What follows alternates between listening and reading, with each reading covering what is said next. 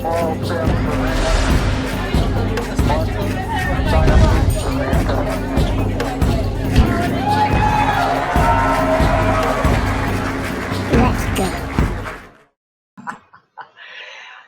evening, everyone, and welcome to the UnFuckIt Discussion. And of course, Ben had to drop a bombshell 30 seconds before we go live, and everyone went, oh, and then we got counted in.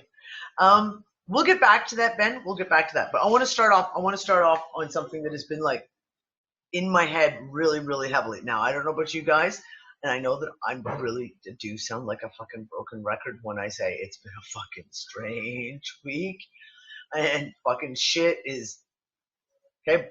This week, again, it seems to like they just each week seems to top the last one, and this week one for me, this last week has been just epic. Interesting shit happening in Dreamtime, and I want to talk about first of all, right off the hop, because we've touched on this before in other shows over the years. How many of you have gone to sleep perfectly fine and woken up the next morning and either feel like you've just come out of battle or had bruises, cuts, scratches that you have no accounting for, that or sore muscles, like just randomly appearing bad sore muscles? Yep, regularly, yep.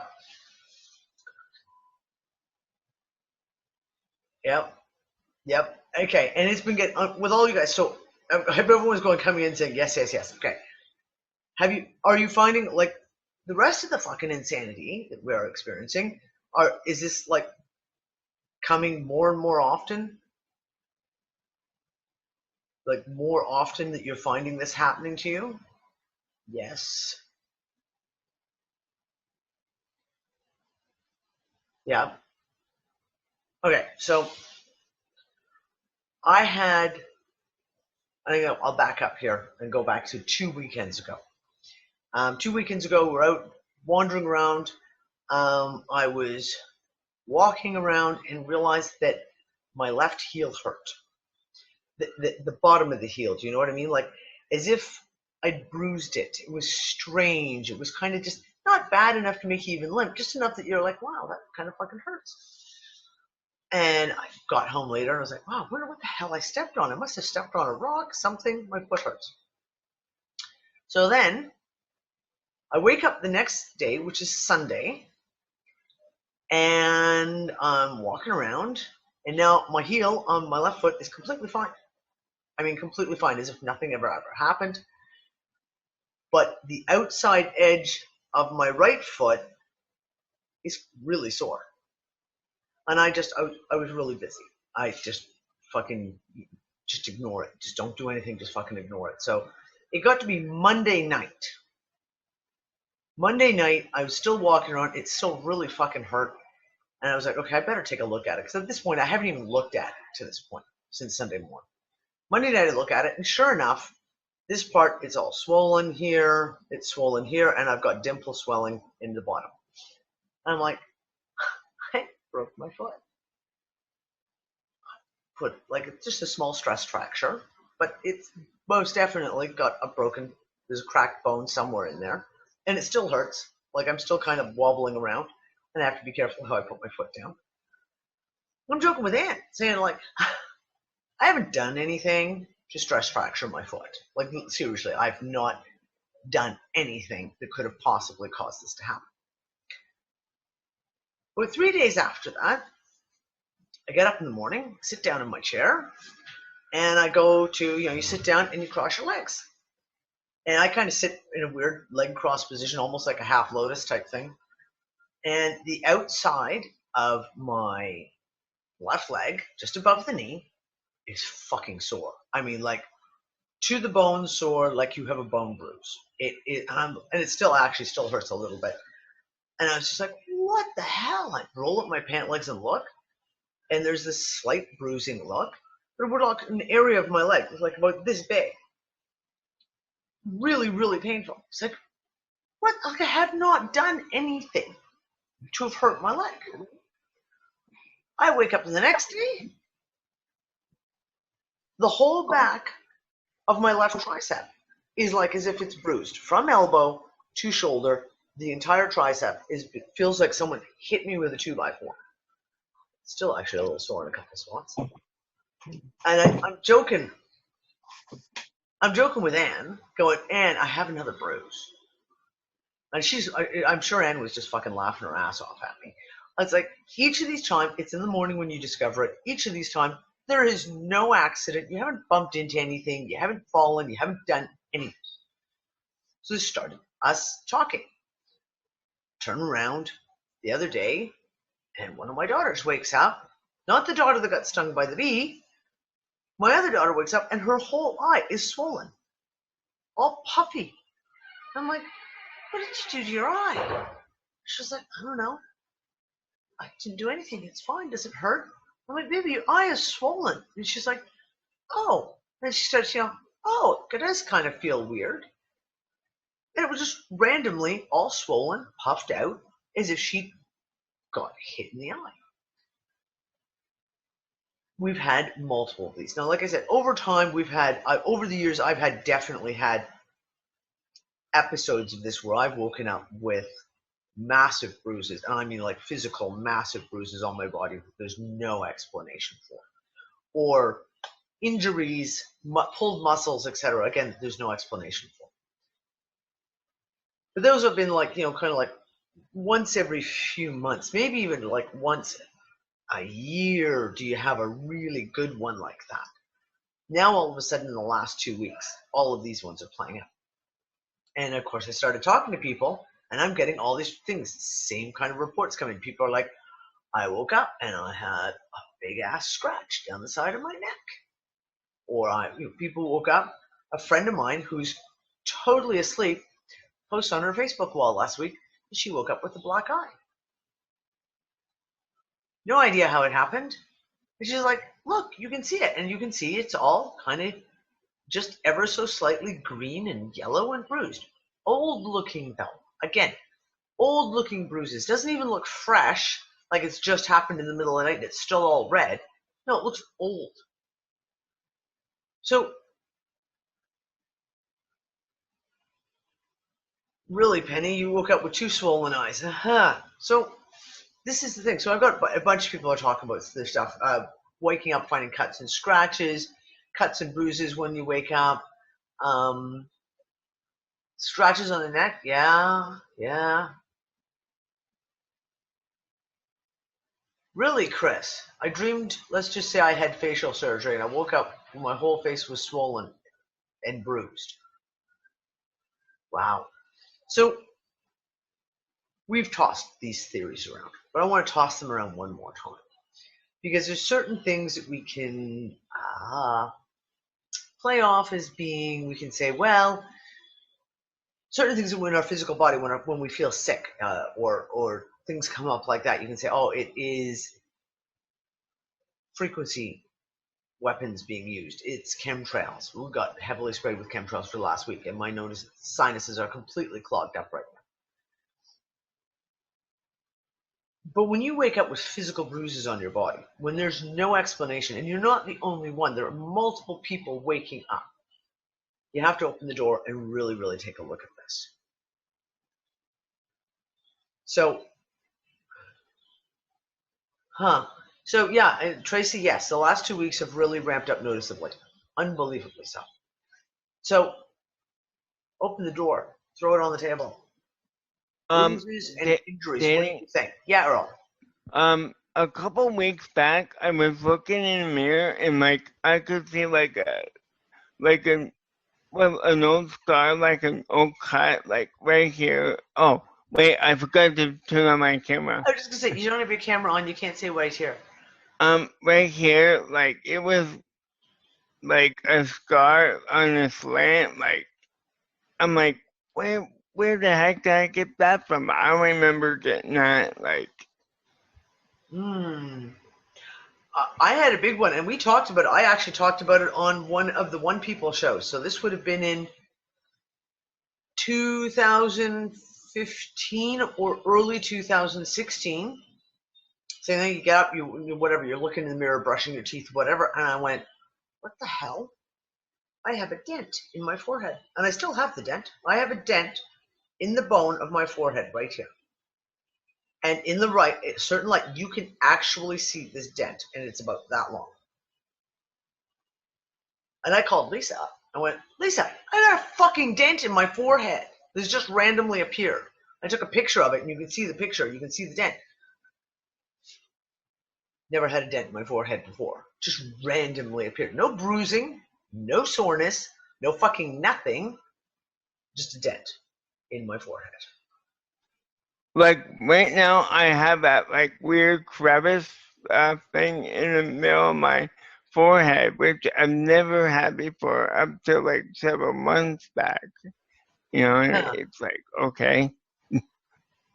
Well, I mean, sometimes, I mean, I've always said, like, are we timeline jumping? And like, you just jump into, your consciousness jumps into another one of your fractal bodies or something. And it just so happens on this timeline that I actually took a blow to the head at some point that caused this. And it's no fucking idea. And no, okay, and moksha, yes, exactly. We've seen many, many Mandela effects with the human anatomy. Lots and lots and lots and lots of them. But it's when you have a change that is not physiologically related, i.e. it's not like your shoulder structure has changed, etc. Something like all of a sudden waking up with scars. And I know several people who've woken up and found scars, like healed scars on their body that are obviously old scars. And they've said, I did not have that scar there before. I know there was no scar there. Hey, Danny. Yes, Dawn, darling. I think that all of this, because I wake up with bruises too, but I think all of this has to do with the fact that we're merging our other selves. I think that our other selves have had issues that are merging in, along with these moments of, like me checking out on the way home from Pensacola, like being pulled out of body, literally.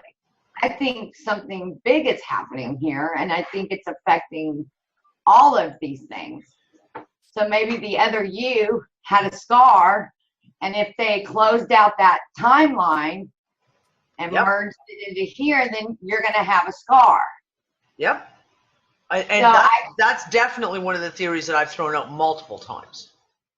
Yeah, that's what I think. Because I mean, you just notice like weird thoughts will come in, and you'll be like, "What the fuck is that?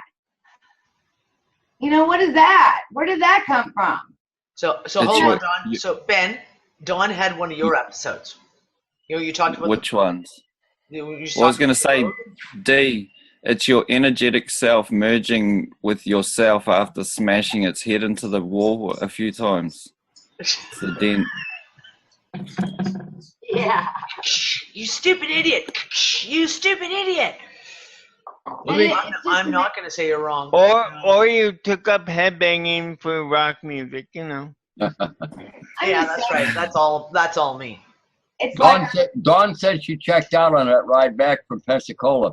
We were on a bridge about 25 miles long. It goes over the swamp, over the Atchafalaya swamp in lower Louisiana on I-10.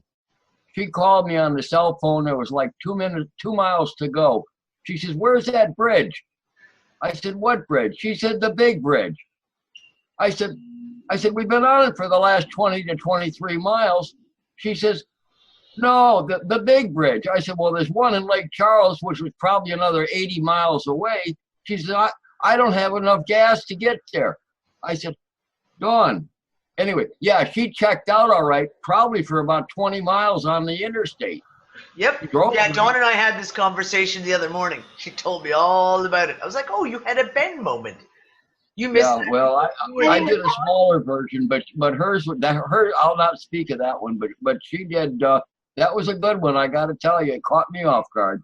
Well, I was checking in and out of the whole trip. I don't have a lot of memories of the drive back, except for, you know, the key moments with the animals and you. I mean, outside, and then thinking I'm about to get on a damn bridge that's 50 miles long with a quarter tank of gas. I'm about to have a heart attack. I don't even know why I thought that at that moment. It's like I just re-entered my body and I was figuring out where I was. I just don't have any idea. It makes no sense. Sometimes I check out just while watching wrestling. I'm like, what? Oh, I missed part of this match. What the heck?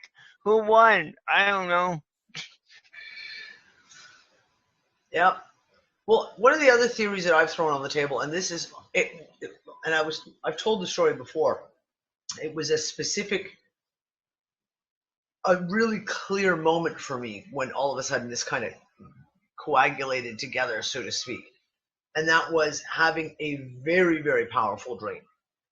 This was back in late 2013, early 2014. A lot of fucking shit happened then that was really wild ass shit that happened to us.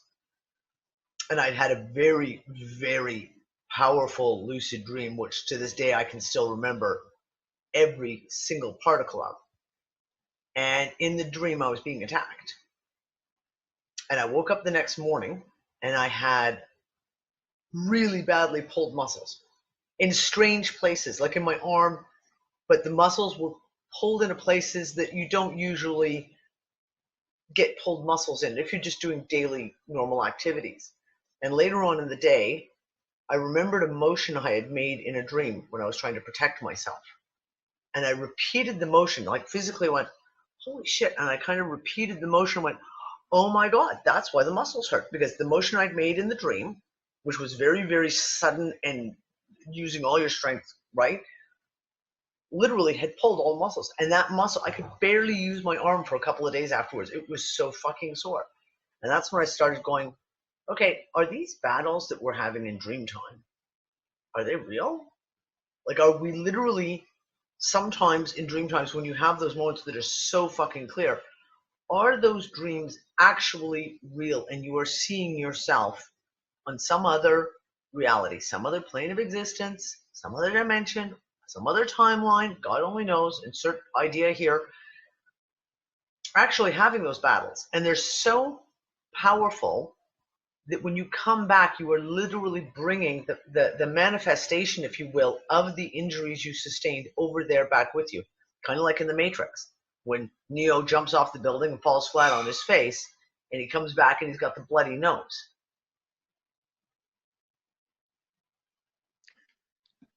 Danny, was the being a shadow kind of figure? No. Oh no. Because definitely solid.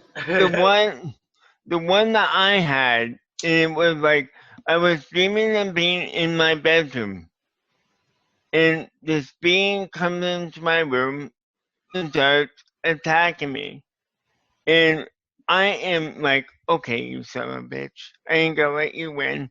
Boom, boom, boom, and I start, going crazy on this thing, and it leaves my room, and I woke up, oh man, I was so sore. But yeah, that's one thing that, yeah, sticks out for me. Deb, you want to tell us about this dream that you had?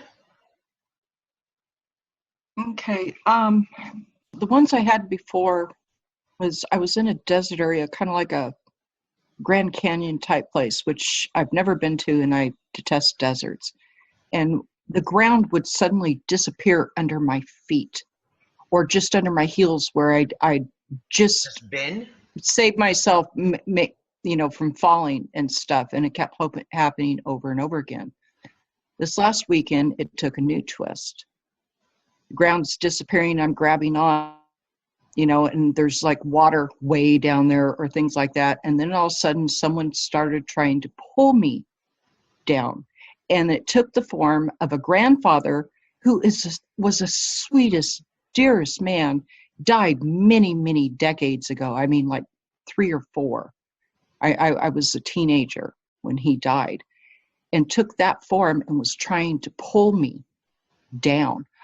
I even put a bullet hole in his head. A gun appeared and it came back. So, I knew it wasn't Grandpa, but I'd like to know what the hell that was. My husband's idea is something is trying to kill me, get me.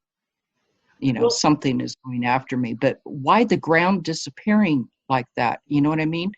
It just is that like reality falls. falling away behind you? I have no idea. You know, I've never had dreams like this before. It's and the one where someone's now going after me to make sure I do fall was a whole new twist. Huh. You know, and yeah, and it's Is anyone else having repeat dreams like this? Where you have a certain, I mean, I had one last week that is one of those classic ones where I was doing the running, and you know, if you ever have one of those dreams where you're running from something, and it doesn't matter how fast you try and run, it's like you're running through quicksand. Like you just can't run. So you're being pulled down. You wait, and you're so frustrated because you're like, I can run faster than this. Why am I not running faster? Really? Okay, so Tracy said she had a dream Monday where a guy tried to shoot her point blank.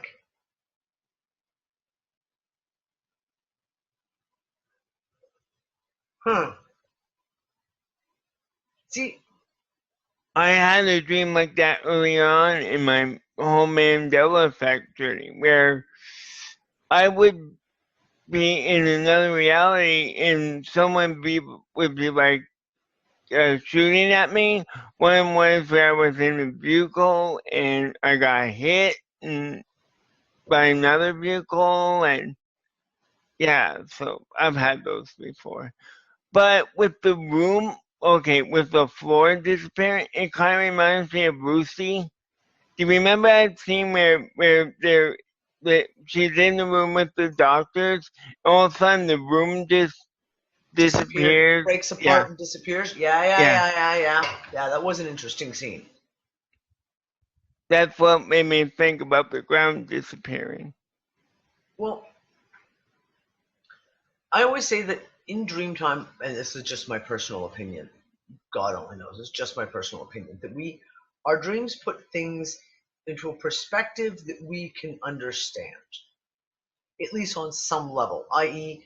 things like if you have certain dreams over and over again, and you see certain landscapes, or you see certain things happen, and I think I often wonder if it is a case that our brain is, hold on, someone's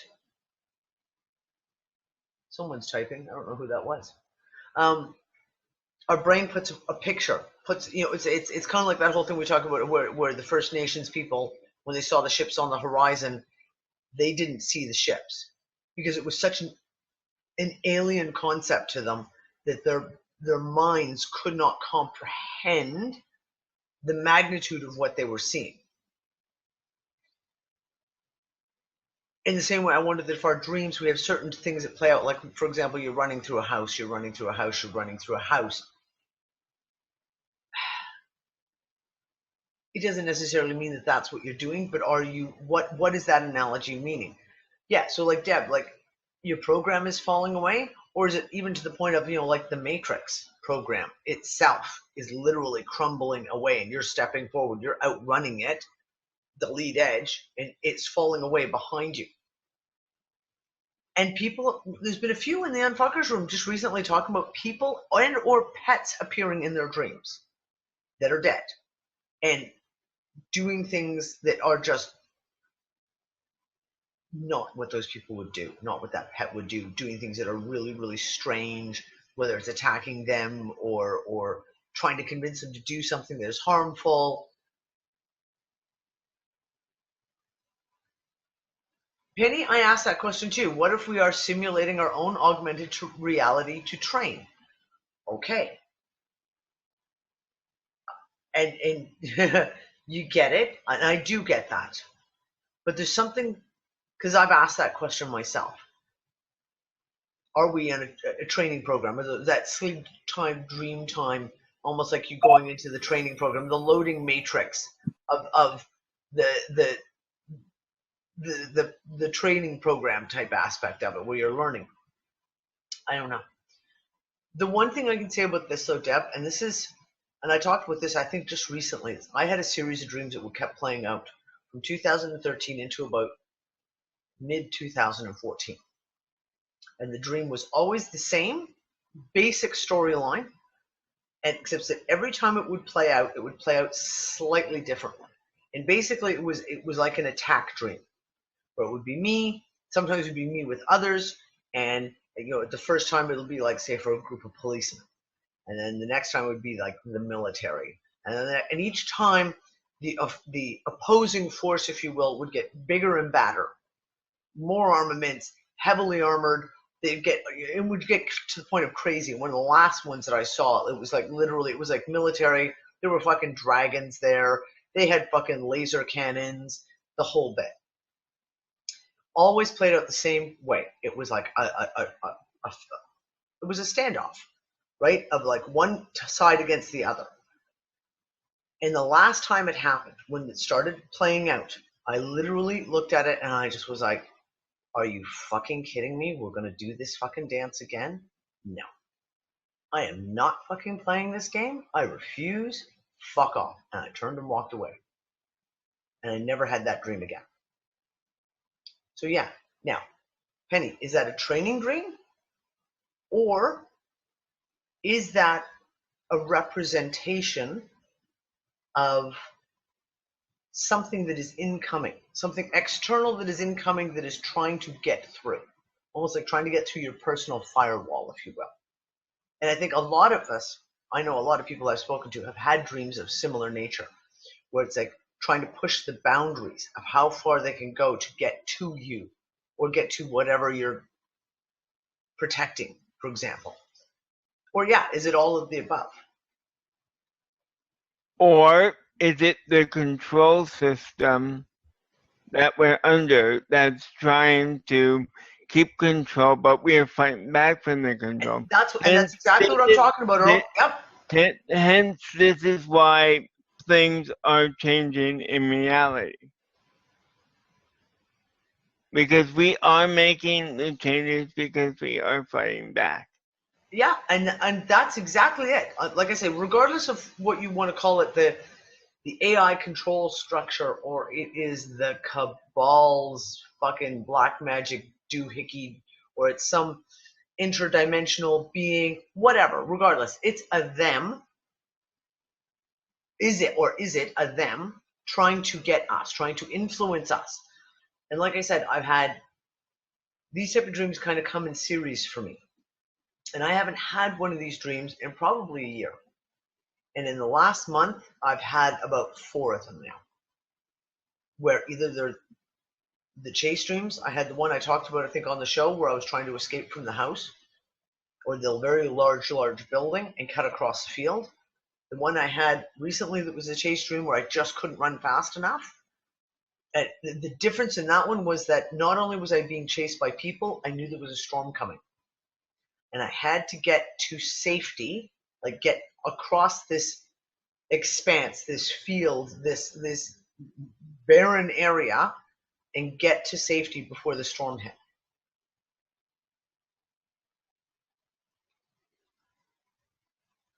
And like I said, the last time I had epic fucking dreams like this was the end of 2013 and into early 2014. In that December-January period, we had, Nick and I both, we had some serious kind of shit that was very, very hard to discern from reality. Very, very hard to discern from reality. As a matter of fact, the one that I was talking about where I hurt my arm, I actually killed someone in my dream. I reached out and broke their neck. And in this dream, I was in a building. There was multiple floors, I should say, very much like the guest house we were staying in at the time, which was my friend's guest house. I was in my bedroom by myself. I knew that Nick was downstairs. In the dream, there were guys coming down the hallways, and it was the whole battle thing, where it was like the pitched gun battle, and the whole bit, and you're taking them out, and I have to get down the stairs and get out to get to a point where I can get to where I need to go. And at one point in the dream switches, and I know that Nick, who's coming up the stairs, is not Nick. In that point of the dream, I went into auto repeat. In the dream, I can hear the elevator coming up. I can hear it stop. And I start to get out of bed, and I stand up in my room, and I turn, and that Nick says words, whatever this, I can't remember what the sentence was, but a sentence comes out of his mouth, and I know that it's not the real Nick, and I have to kill him. The only way I can save myself and the kids is to kill him. And then it stopped, and I was back in bed again, and the exact same thing played out again. And in the dream, I got up, pulled the blankets off, got up, stood at the end of the bed, pulling on my clothes, and it repeated about 6 times. And the 7th time, I'm laying in bed, and by this point, I'm literally shaking. I've got so much adrenaline in my body. I am shaking, and I hear the fucking elevator door open. And I hear Nick coming down the hallway. And at this point, I have no idea if I'm awake or asleep. No idea. I have no way of figuring out. And the only thing I can think of, and I jumped up, just like in the dream, pulled on my clothes, and he walks in the door, and all I know is if he says a certain set of words, that I knew it wasn't Nick, and I had to kill him. And I stood there at the end of the bed, and he walked in the room, and he was like, "Babe, what are you doing? I thought you were sleeping." And I just literally burst, like literally lost my fucking shit, because it wasn't the words that I was expecting him to say. And I literally grabbed him, and I took him downstairs, and we sat out on the front porch, having a smoke, and I was shaking the amount of adrenaline in my body. And I told him the whole thing. I was like, if you had walked in and said those words that I kept hearing in my dream over and over and over again, I said, I would have killed you, because I did not know if I was awake or asleep.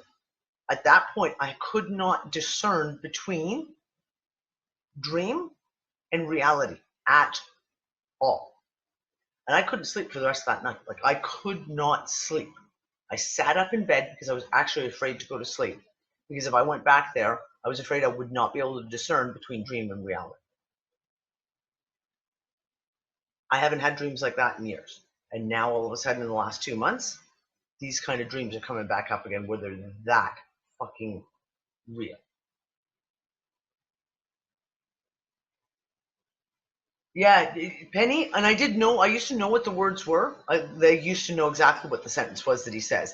And it's a very oddball sentence. And that was it. It was like a very sentence that isn't something your husband would say when he's coming to bed. It was just something very, very strange. But I knew the energy as well. Like when he walked in, even before he spoke during the dream, I knew that was not my husband, that was a doppelganger. It was an entity. It was something else that was not him.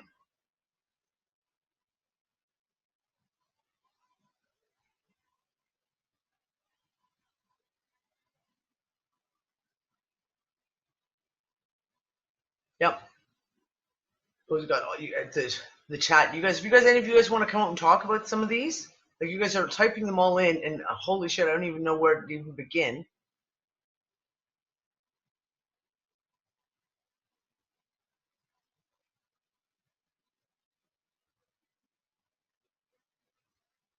Yeah, and it's really funny because okay, so a lot of you are talking about being shot in dreams.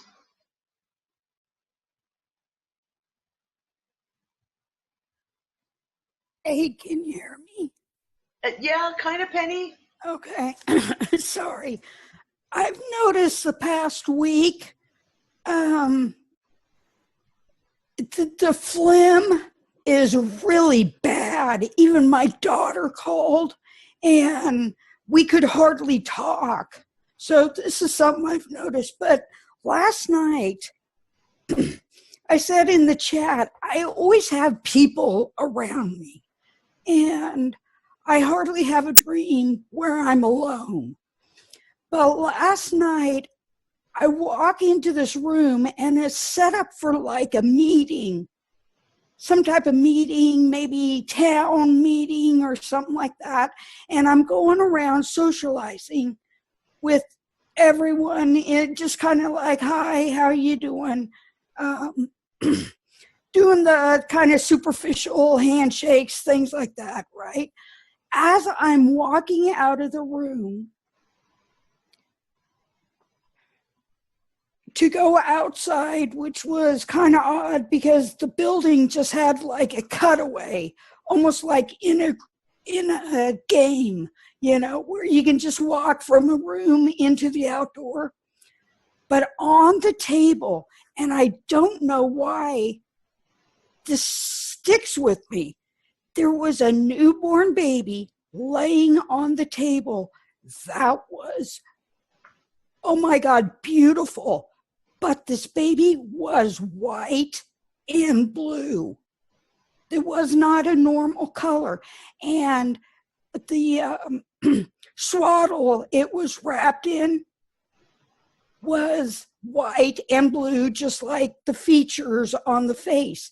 Now, when I looked at the baby's eyes, they were white. Okay. And I looked at that baby and I said, what a beautiful baby. Oh, what beautiful eyes. Now, when I go to recall it, I want to put black or gray and black eyes on the baby. But it was just, why would a baby be white? And I do say white with blue. And the blanket, almost like an Indian type print. And it came up over the head and almost inlaid like a headband or something like that in blue. I mean, it was just beautiful and tiny. And it's like, wow. And why is that baby sticking with me in my head? I recently had a dream about a baby too, just 2 weeks ago. After holding a friend's baby. And same thing. I had this, it was like this very, very ultra protective, and but like the beauty of the baby was so startling, and it was just like same thing, just being super protective of this tiny, tiny little baby. I don't know, has anyone else dreamt of babies recently? Because you wonder when things like this come up, like, okay, what is the meaning of a baby? I mean, is it a nurture thing? I mean, for a lot of us, like, you see a baby, what are you going to do? You have to look after the baby.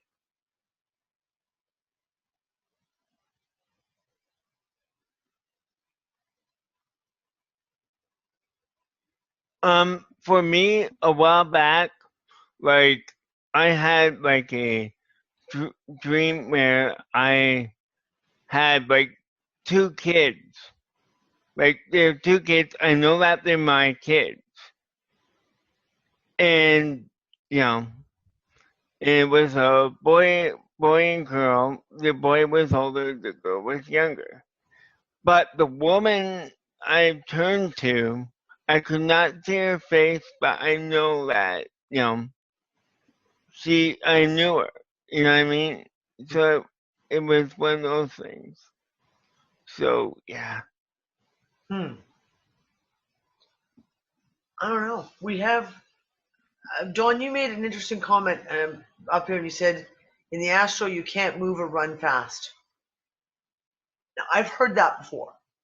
Like, that's a theory that I've actually heard before, that in the astral, everything is very slow and your motions can be very, I don't want to say sluggish, maybe that's not it. It's like gooey. It's like you're in goo. Yeah. Like, you can't see it. You can't see it, but you can't, it's like, you know. Just, yeah. You It's just tough. can't. I don't know. I mean, and this is it. Like, sometimes you have dreams that are of different, different quality? Does that make sense? Like, dreams feel different. And almost, I've hypothesized, are they in different places? I.e., for example, yes, if you're in the astral, an astral level, you may have dreams that have certain, like you say, like being in goo, like the motions being slow, etc. Whereas if you have a dream that is in another reality, and God knows I've had fucking a shit ton of those, you're fine, everything's fine, but it's like watching a movie. It's like watching a movie. You yourself are in the movie, and you're almost, for me, a lot of times I'm almost third party watching myself. You're there in yourself, but you're also watching from another position, watching it play out. And so I wonder if that is a different, and then you have also dreams that, like we said, almost like you're in a training program. Right? So are these different levels? Are things happening in different places, and that's why dreams have different, for lack of a better word, qualities? It's because we're fragmented. You know, we're a fragment here. There's other fragments of us in other places. So you got one consciousness running all the fragments, whether you realize that or not. That's why they tell you to connect to that higher part of you that's outside of this place. Because when you do that, then you can connect into your other selves. It's a crazy, like I talk to my other self when I'm in the bathtub. I give everybody a pep talk when I'm in the bathtub. Okay, we can hold it together. We can hold it together. Like, okay, I know y'all can hear me, and I know you can hear me. So this is the deal, And I'm serious, y'all. I know it sounds crazy. No, man, I like it. Fucking do what you gotta do. Absolutely. I bet Yeah, you just said, I've always looked at dreams as the same as anything I may witness in reality, experience and process. As yeah, that is where my concern comes in. Is because that's the way I have been for at least the last 5-6 years too. When I have a dream that sticks with you. Like, I mean, sometimes you get fragmented dreams where you remember 30 seconds, 10 seconds. You may only remember an object from the dream. But when you have those dreams that you actually wake up and you can almost or mostly clearly remember, if we treat them as reality and they're part of a program, are we bringing that into our reality? Whereas if it's something that we're experiencing on another plane, another reality, an astral level, dimension, fucking timeline, again, insert your own word here, are we looking in on another part of ourselves, on another fractal of ourselves? And one of the one things, fuck off, mosquito. One of the one things is, I hate the word higher self. You know that. I fucking hate the word higher self. But we talk about that self that's not here in this fucking reality. You have certain continuations of dreams that feel like they're definitely someplace else. And is that those moments when you're connecting with another self, maybe a higher self that is working outside of the reality? I don't know. I would love to know which self I'm talking to and peeping in on. That would be really, really nice. But the good thing about that, Danny, is even if you don't truly and fully understand it, if you do understand that possibility exists, then at those moments when those weird interactions or thoughts, you're like, what the hell? Then you're like, oh, that must be from the other side. So then you send good energy over there. You're like, oh yeah. See, the thing is, it's the beautiful of the now moment with that, and you don't get to, even if it's off in energy signature, you can do something about it because you're connected to it. See, so it's a beautiful thing if you look at it as being the alchemizer of all things, because it's really the only way you're going to make it through this place. Okay. Yeah. The only way you get to the fucking end of this fucking story. You gotta alchemize everything to leverage it, because you are here but not of here. Well, and again, but that's where I look at it and I go like, okay, but are these experiences that we experience, are they other fractals? Like you say, another time, another self that's in another space and another God knows when or where. Or are some of these, like I said, actually within the construct, and it is something that is being externally put upon you, whether it's to control you, whether it's to weaken your resolve, whether it's to make you afraid, to test you, etc.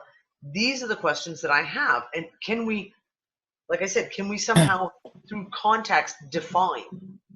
You remember Can I Do you offer need something? to? Go ahead, Ben. Go ahead. Oh, I was going to say, but in trying to define them in that sort of way, Danny, you're kind of segregating it into parcels, sort of, in my view, because regardless of whether someone's, because let's say it's an influence from an external force, right?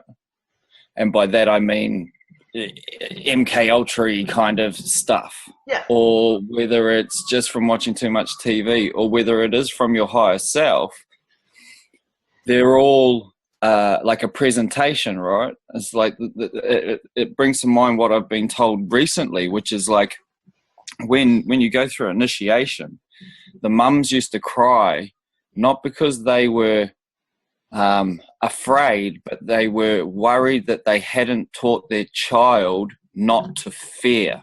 Yeah. Because that's what initiation was about.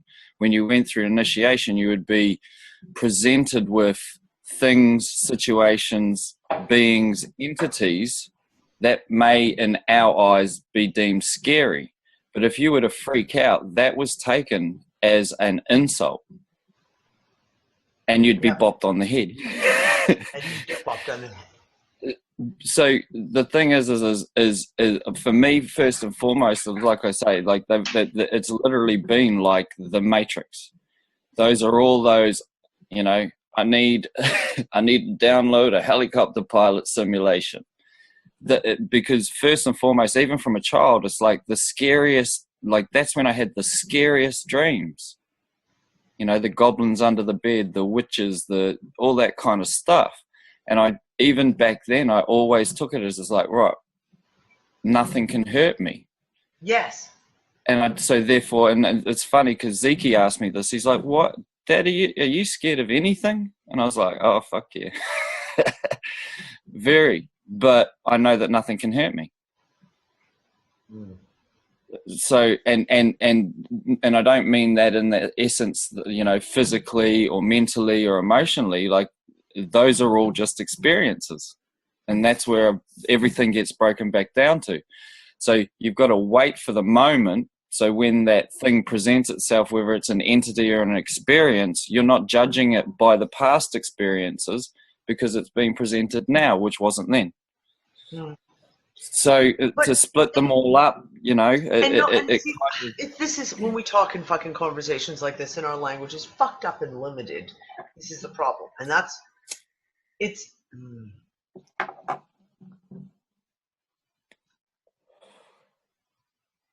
my search for an answer comes from a place of not trying to segregate and separate, but to look at the various textures, etc. And is there a separation? I.e., are there different ones, different type things? Yeah, but we can shake our head no. And listen, 2 years ago, I would have told you no. I would have said, no, it's all the same thing. Now I'm not so sure. And it's because I have had dreams that were very, very programmed, very, very external. I know for a fact, from my own gut, that this was not something that I was doing in dream time, etc. This was something that was being forced in.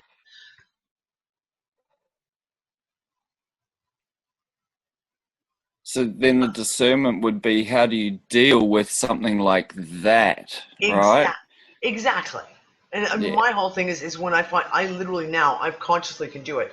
When dreams happen like that, I can consciously like snap myself and be like, is this external? If it's external, fuck you, I'm not playing, and literally wake up, roll over, and go back to sleep again and be like, fuck you, I'm not playing. If it's not external, then I'll let it play out. Even no matter how scary it is, no matter how intense it is, I will follow along with it and go through the storyline, because I don't know what the storyline is. So I will follow the storyline just to see if I can figure out what the fuck the storyline is. Hey, Danny, I got a rule of thumb for you. You might want to consider as a possibility. Yeah. The term higher self has been used a couple of times in here already. Another way of looking at that is call it your true self. Yep. Which to me is even actually more another accurate way of saying it. But the one thing you know, and we all know, the true self never does anything harmful to itself, which is you also. Part of it is you. Yep. So there's a rule of thumb that you can consciously, in your conscious awareness, which is now, adopt. And when you recognize the kinds of dreams that you've talked about and others have talked about in here, in the chat as well, it might just trigger an immediate response reaction to say, I know what it is. It's coming from, as others have said, either the astral or the matrix or however we want to determine it, but it isn't coming from us. It's being imposed upon us to what? To upset us, to scare us, to destabilize us. Yep. And saying it out loud in the conscious awareness, which is this room, in the 3D, it may be helpful to you or anybody else as an insightful kind of a way of looking at it. And I offer that, I don't know, I'm not a dream specialist at all, but well, I mean, okay, I'll let it go. No, absolutely, Maury, and I agree. I like our true self. I like the term. I've always hated the term higher self because it denotes then that it's something higher than me. Well, wait a second. If it's me, it's not fucking higher than me. It's me, and that to me speaks of that kind of hierarchy, the New Age hierarchy, ascended masters, blah blah blah. Your D-ness, your 5D, your 7D, your 1 trillion D, or 21 trillion D, Ben. And that's why I hate the term. But thank you, I like that your true self. I think that's a really good way of putting it. Yeah, well, you were just mentioning, I'll say real quick about even what Maury was mentioning too, the external stuff. Like I've had times, like even not that long ago, when I laid to sleep. You're really tired anyway, and it's like probably my anxiety level is. I don't think I ever without anxiety anyway. So some degree. So I've learned to live with it so far. I'm trying to minimize it in any way I can, even though I'm not doing the best job at it. But anyway, laying down to sleep, and it's like I will see these, like, what start to materialize as like what I see anyway as faces, like faces that look like they're trying to add, at the very least, add to my anxiety level. Maybe this stuff is all around us. I thought about this last night. I can't remember what, maybe I was watching something, but it's like I was sort of thinking about it, like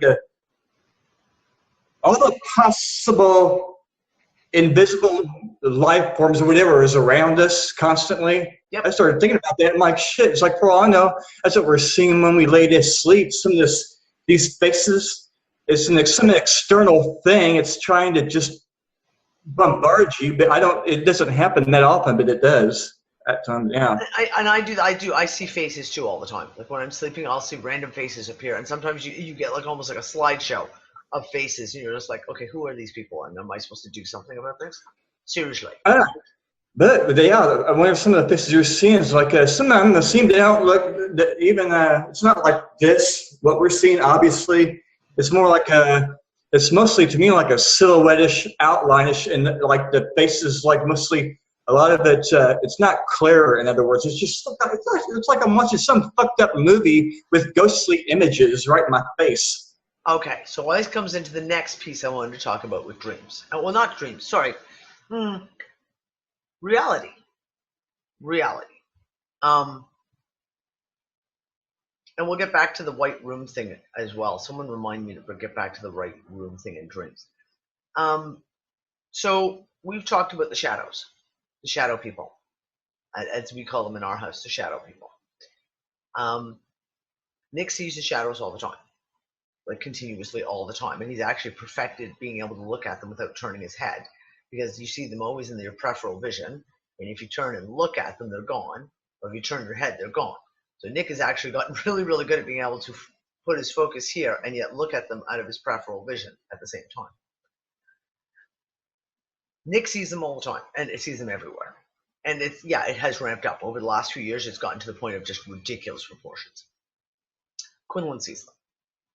So we had a night, in amongst all this fucking weirdness that we've had this last week, we had a night 2 nights ago. And was it 2 nights ago? I'm trying to remember. I told Ann all about it. I was trying to remember. Yeah, so 2 nights ago, I went to bed, laid in bed. I couldn't fucking sleep. I mean, I could not fucking sleep. And when you did sleep, you were in that not really a sleep place. Like you're still hyper aware of everything that's going on, like the sound of fucking the wind, the sound of a door slamming somewhere outside in another house. And at one point, both my boys came in and they laid down on their bed on my floor.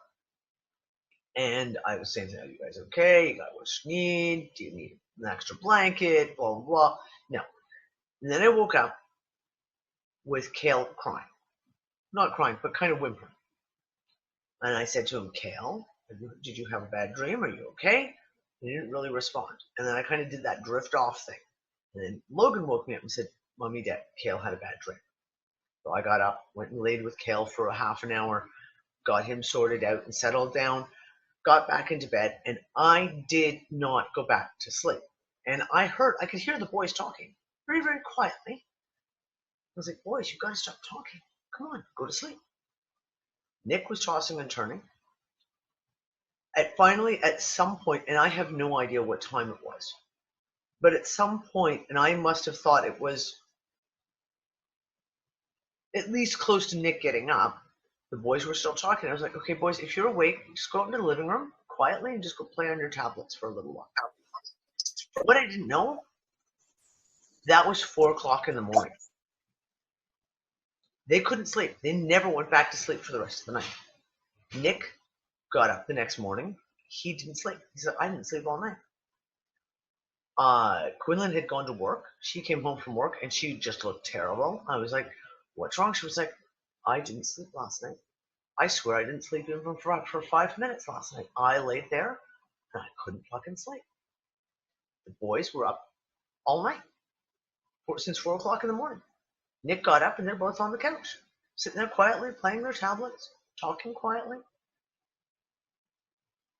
The whole day was strange. Logan was off all day. I could feel like his energy was just really agitated, really spiky, really. So finally, but late afternoon, I got him. We had a little talk. We went off to the side, and he was so upset. He was like, "Mommy, I don't know what's wrong. I feel nauseous. I feel afraid. I don't know why I feel afraid." And he said, "I keep seeing things. There's things all around me, and when I turn to look at them, they're gone." And I said, "Okay, so you're seeing the shadows." And he said, "Yes." And I said, "Okay." So I called Nick in, and Nick sat down, and we talked to him, and Nick gave him his the fact that these shadows can't touch you, they can't bother you, they're just there. And that's been Nick's analogy over the years. Is he honestly thinks that these shadows are a thinning of the veil that some people can see through, and they're just either where time is morphing. And when we were in Australia, and Nick had a really major one happen when he was in the house in Australia, and he swears that he saw other people in the house walking around, and like he could recognize them by their shadowy outlines. And he was like, I think I just saw that what those shadows are is just us, but moved over into another time, like whether it's a day later, a week later, a month later, or earlier, and there's a veil that's thinned, and that's why he can see the shadows, and why some people can see the shadows. I can very occasionally I see them, but not like Nick. And Nick says they're totally not bothersome. Like as far as he sees them as something as neutral. They don't even recognize that we're there for the most part. He says it's like they are just almost like a double film, a double negative over the film. So I wanted to ask you guys, because there was a lot of weird shit happened this week.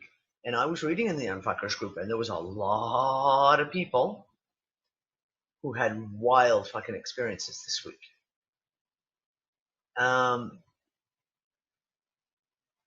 Yeah, Tracy, me as well. Tracy said, I keep thinking someone's coming into the room and then nothing. I do it all the time. I'll be sitting here working, and literally, I swear, one of the kids has just walked over, and I'll start talking to them, and then turn around and be like, there's no one there. And that's been happening a shit ton for the last couple of months. Like almost every day that's happening. Oh, that was it. And Logan said he feels like someone's watching him. He says, for the last couple of weeks, he says, I feel like there's someone watching me all the time. Ah, thank you. Good trigger song, that Rockwell from 80 Rockwell. It always Yes, feels yes, somebody's yes. watching me. Yeah. Yeah. So has anyone else got that feeling, the same thing about watching? Because I've had that my entire life. I've felt like I was fucking, before I even knew what Truman was, I felt like I was in a Truman Show, because I've always felt that there's someone watching me. And I've never heard one of my kids say that before. Remember a week or two ago when I told you about when I looked up at my ceiling, I saw the shadow window thing?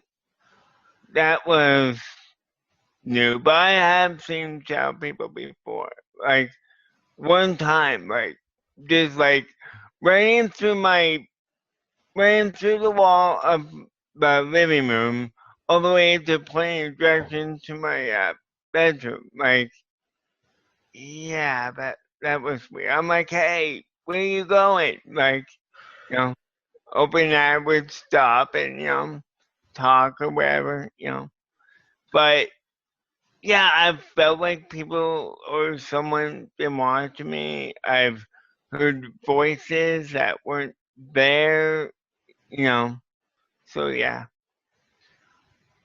So is this, we've got a bunch of people, everyone's talking about that, hearing someone who's not there. And apparently everyone's feeling that, seeing people and thinking people are there and no one's there, and being watched, etc. And that's exactly what I was just going to say, Maury. Breaking down of the matrix, i.e. like different things are coming through, or is it literally almost, as if you want to call it, like the whole veil thing thinning out?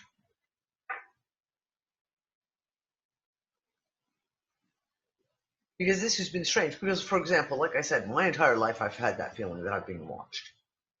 Especially my adult life. And I'm talking like 20, 30 years of my adult life, I have had that incessant feeling that I'm being watched all the time. So I ignore it now. But there's that continuous feeling. And it makes me go back to the whole fucking Truman Show. Are we like on this giant universal sitcom called Planet Earth and all their delusions, and they watch us 24 hours a day like Truman? I'd say likely so, Danny. That's pretty extreme for me, but I'd say likely so from the way I understand things anymore. And it's all a question of how do you define yourself? Are we actually, yes, we're here, but if we define ourselves as us as we interact with each other and that's it, and then some nebulous thing off in the distance, like we've been taught, that's the way it is, soul or heaven and hell and all of that kind of thing. I maintain that's all matrix programming. And what's happening with us, at least some of us in this world, is that we're seeing through that. And part of the process, some see it differently and manifest differently in their own lives. Like a lot of you are more sensitive to visual and auditory things than others. I know that's a fact, but it doesn't mean the others aren't responsive to I don't know, different insights. Stimuli. Yep. Different stimuli. Exactly true. Yep. So it's more in that sense, it's a unique thing. Just like we're all unique one from the other anyway. Yeah. So whatever works is the important thing. And again, going back to that true as opposed to the artificial. In many ways, we are artificial to what we are. What our true fullness might be. That's my feeling anyway, and I offer that again as a general thing. I don't have specific, this is what you need to do and that. No, I'm talking about, generally speaking, we're coming at it from all different angles, and I'm trying to put it all together, connect the dots into a picture you can actually kind of see without verbal, without verbal explanation, because there's no sense that'll be right for everybody. No, but you exactly. Getting an internal image of it. Yep. And you take what you can. But the thing is, where we are right now, we look around and we've been taught all our lives, this is all there is, you know? Then we find out, well, yeah, there's all these billions and trillions of galaxies and stars and all that kind of crap out there. So now but we never see it or interact with it. And then that's all matrix stuff. It keeps us down here all of the time. And what's happening internally is there's an awakening going on. There is an awakening to what? That this isn't all there is. That literally is the case. Now again, reality is not what they told you in the hell no, it's not. brochure. Definitely. And of course, that's expanding the conversation way past dreams. But you know. No, but it is. But here's the thing. But understand. it's not just dreams, because now we're talking about reality. Now we're talking our daytime lives. So, like I said last week, when my sort of adopted son said to me about this whole thing is the world ending and the fact that the Matrix is falling apart, and him and his roommates are watching like literally every day shit in the Matrix. I talked to my son Gabriel today, him and his girlfriend. I was like telling him about what Ben had said, and he was like, they were both shaking their head going, oh fuck yeah, like everything is just like you see all these complete glitches. No, but Chris had something, you said something, Chris, that is really interesting. Said maybe others can see or hear maybe just a few hertz more than others. So if you talk about frequency, think of it even as listening, right?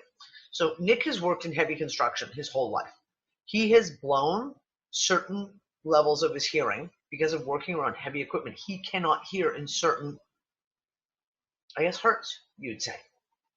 Whereas I've got very sensitive, I can hear a mosquito on the other side of the room. I can't hear you calling to me and across the table. I can't hear you, but I can fucking hear that mosquito on the other side of the room. It makes me stay awake at night. We have different, and it's the same thing with vision, right? Some of us are far-sighted, short-sighted. Some people see differently in different colors. I mean, how do you explain the color blue to someone who doesn't see the color of blue, right, Ben? So, speaking of that, like with the color, okay. Sorry to interrupt you, Danny. But hey, I'm looking out my back door, and there's a tree in the people behind this yard, and it's like got these yellow, kind of yellow greenish leaves, but they're so bright, and like it's like ultra HD color. It's like holy crap! It's like I get that every now and then. Where everything just seems so brighter to me. Like even the room I go into, like the paint color seems different. The room seems different. Well, you know. And if we're talking about changes to frequency, because that's what I see. I mean, that's the thing with me is my visual, how I see everything now is completely changed to what it was 5-10 years ago. Literally, I see everything in pixels now. Everything moves. And this screen I'm looking at right now moves in all its pixels and the solid stuff around it. It's not just a screen. Other people see it differently. Other people maybe hear things differently. It's the same way, like I said, Nick sees the shadows all the time. Day in, day out, all day long, he sees them. I don't see them unless they're like seriously, like occasionally, like once every 3 or 4 months, I might catch a glimpse of one and go, oh, wait, hey, the shadow just went by. Cool. We're seeing all these different things change. And it's like the sound, like we talk about things like the tones that we hear. Yes, we could look at it from one level and say, well, it's all these frequencies that they're shooting at us from Gwen Towers, et cetera, and 5G, et cetera, et cetera. Or is it literally that we are now hearing different frequencies that are literally the frequencies of the Matrix, that are just the frequencies around us that make. Something just beeped at me on my desk. I don't even know what beeped. People have talked about feeling things, like literally physical touch, feeling people touch them and they turn around and they're not there. So each one of these things can all be stripping away, or the fact that the reality around us is breaking down to an extent that you see, hear, touch taste, smell things differently?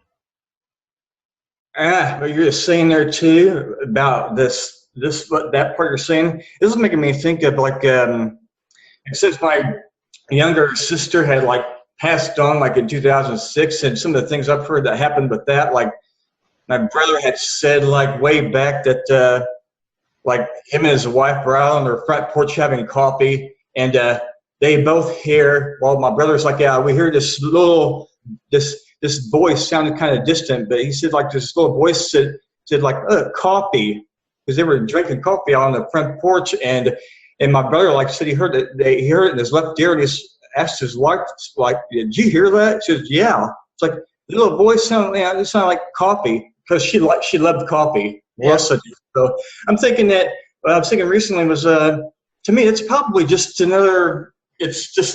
other whatever.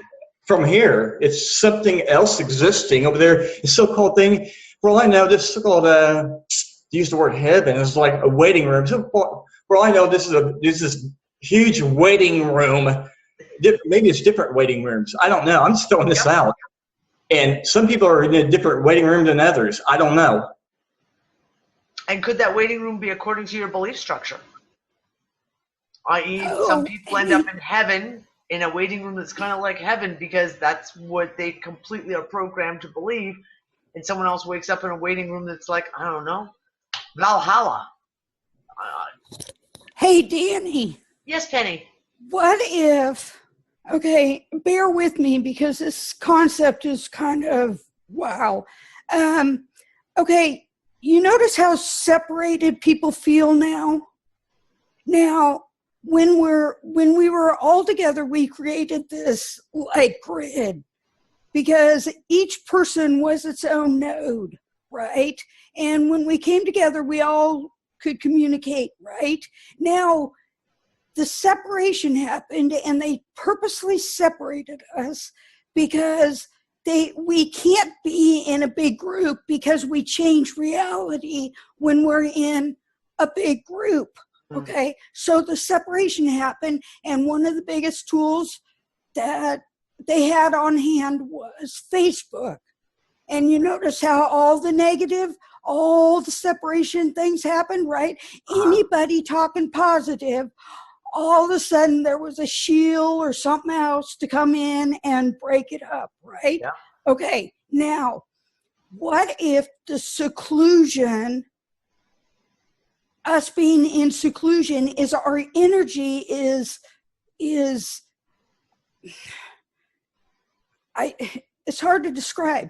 It's a backfire? Well, it can, kind of. Okay, so when we're in a group, we act as nodes, right?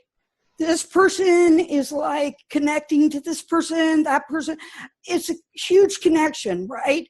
Now we're isolated or in smaller groups. Where is that energy going? So are we creating this chaos with this energy that is looking for a connection? I know I'm not getting it through. No, I kind of get what you're saying. But my other thought on that, because I've actually kind of been down that pathway as well, is the same thing, almost kind of in reverse, as we all connect together, are we creating such a strong node that it takes down the matrix? I.e., as the energy all becomes, we've got 38 people sitting here just with us sitting here in chat. Well, yeah, like Earl talking said. and listening, the energy comes together, and that. So it's like backfiring. Yeah, like it disconnects stuff, not us, but disconnects some of the matrix shit. Just the power in that node is almost like the capacitor gets blown, and they have to rewire it, so to speak. Well, just to kind of finalize the point.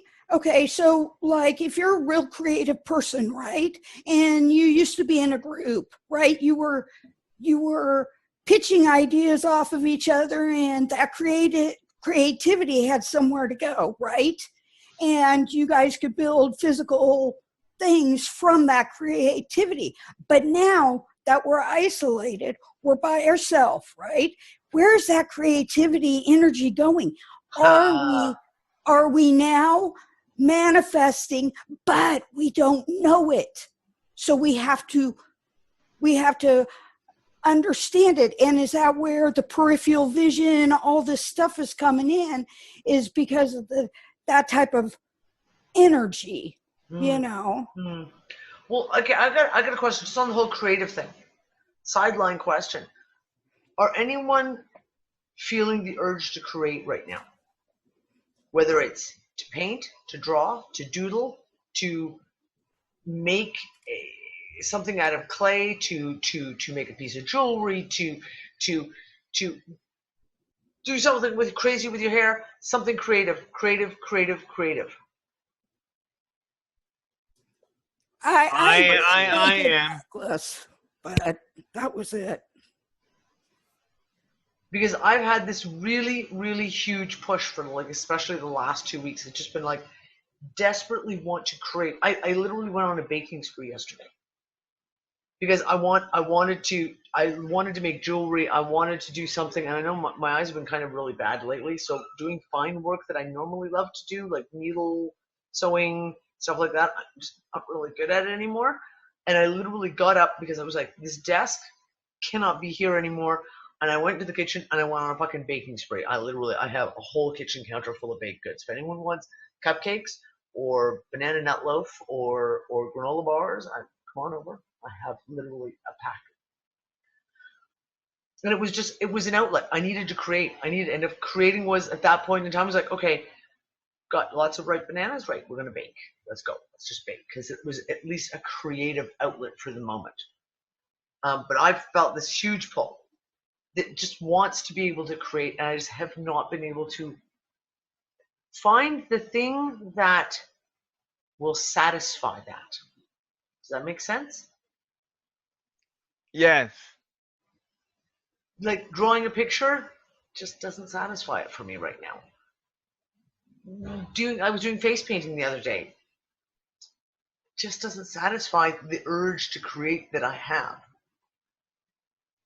Or watching a TV show that you know you want to watch, but you don't feel like freaking watching the damn thing. Yeah. No, But I also had another thought. Okay, look at, during World War II, right? All that happened. Now, imagine now, if you take now, where they can't do this whole World War III, trying to start World War III. They can't. Now imagine if you had the internet back in World War II time. Imagine that might not have happened given if they had the internet back then. So I'm just saying, like, because they allowed this proverbial genie out of the bottle, and they can't really put back the genie, so it's inevitable that things are going to, come to a head where it's all gonna come out, all the information, like, it's just gonna come out, Yeah. Okay, so the other thing that I wanted to check on, going back to the dream stuff, and I think and I wanted to hit this because of what Star said, talking about his sister and the voice and etc. The White Room. And I put a post up in UnFuckers about the White Room. And it was because one of the things that Logan had said is he had a dream where he was in this great big huge white room. And on the floor, you could see nothing. Like there was nothing. It was just white everywhere. And he saw little round spheres that were about, that big. And they were glowing white gold. And it was almost like a trail, and he was following this trail. And he says he keeps having this dream over and over and over again. Picking up, and when he picks them up, they feel weird. They make him feel weird. It's all he could say is, they just make me feel weird when I pick them up. I know a lot of people. We talked about this back in 2016 because there was a bunch of people, a whole pile of us, who had a pile of dreams about this white room. And I've seen it now multiple times over the years. And sometimes it looks different. Sometimes it serves a purpose, if you will. Sometimes it's almost like a very, very large control room, but everything is white. Sometimes it's almost like a large hallway, or a large, what do you call it, like a lobby, if you will, where other rooms lead off of this one big, expansive open space. Now, we had a bunch of people talk, we were just, because I was asking the Unfuckers and we went through this, and some people have talked about waking up into that kind of the white room. It's like the surgical room, and like they have the sleep paralysis, and we got into this conversation of alien abduction type scenarios. This is not the kind of, because I know of that, I know of this kind of thing. This white room is different, and it's because personal experience. Obviously, I can't say it's different. I'm going to say personal experience for me. It is a very neutral place. Like, you don't feel fear in it. Anytime I've ever been in that white room, I have never been afraid. I've never been in a negative space at all. If anything, it always seems very positive. I'm there for a purpose. There's something I have to do. There's something I'm supposed to see, someone I'm supposed to meet. I'm somewhere. All of this kind of a thing. So I wonder, when you have, again, it's one of those things, when you have similar dream patterns happening, and we have a lot of people having a similar experience, I can keep going back to, like, it's like the training room in the Matrix. Like, is it just like a between space, a place between our reality and another reality, our reality and our real reality? Is it this just a waiting, I don't want to say a waiting space, that's not the right word, an intermediate space, if you will, like a place where you go before you go somewhere else, or if you're going back and forth. Now, some people have talked about the hallway, and they've seen it as a really, really big white hallway with doors off of it, and I've seen that too.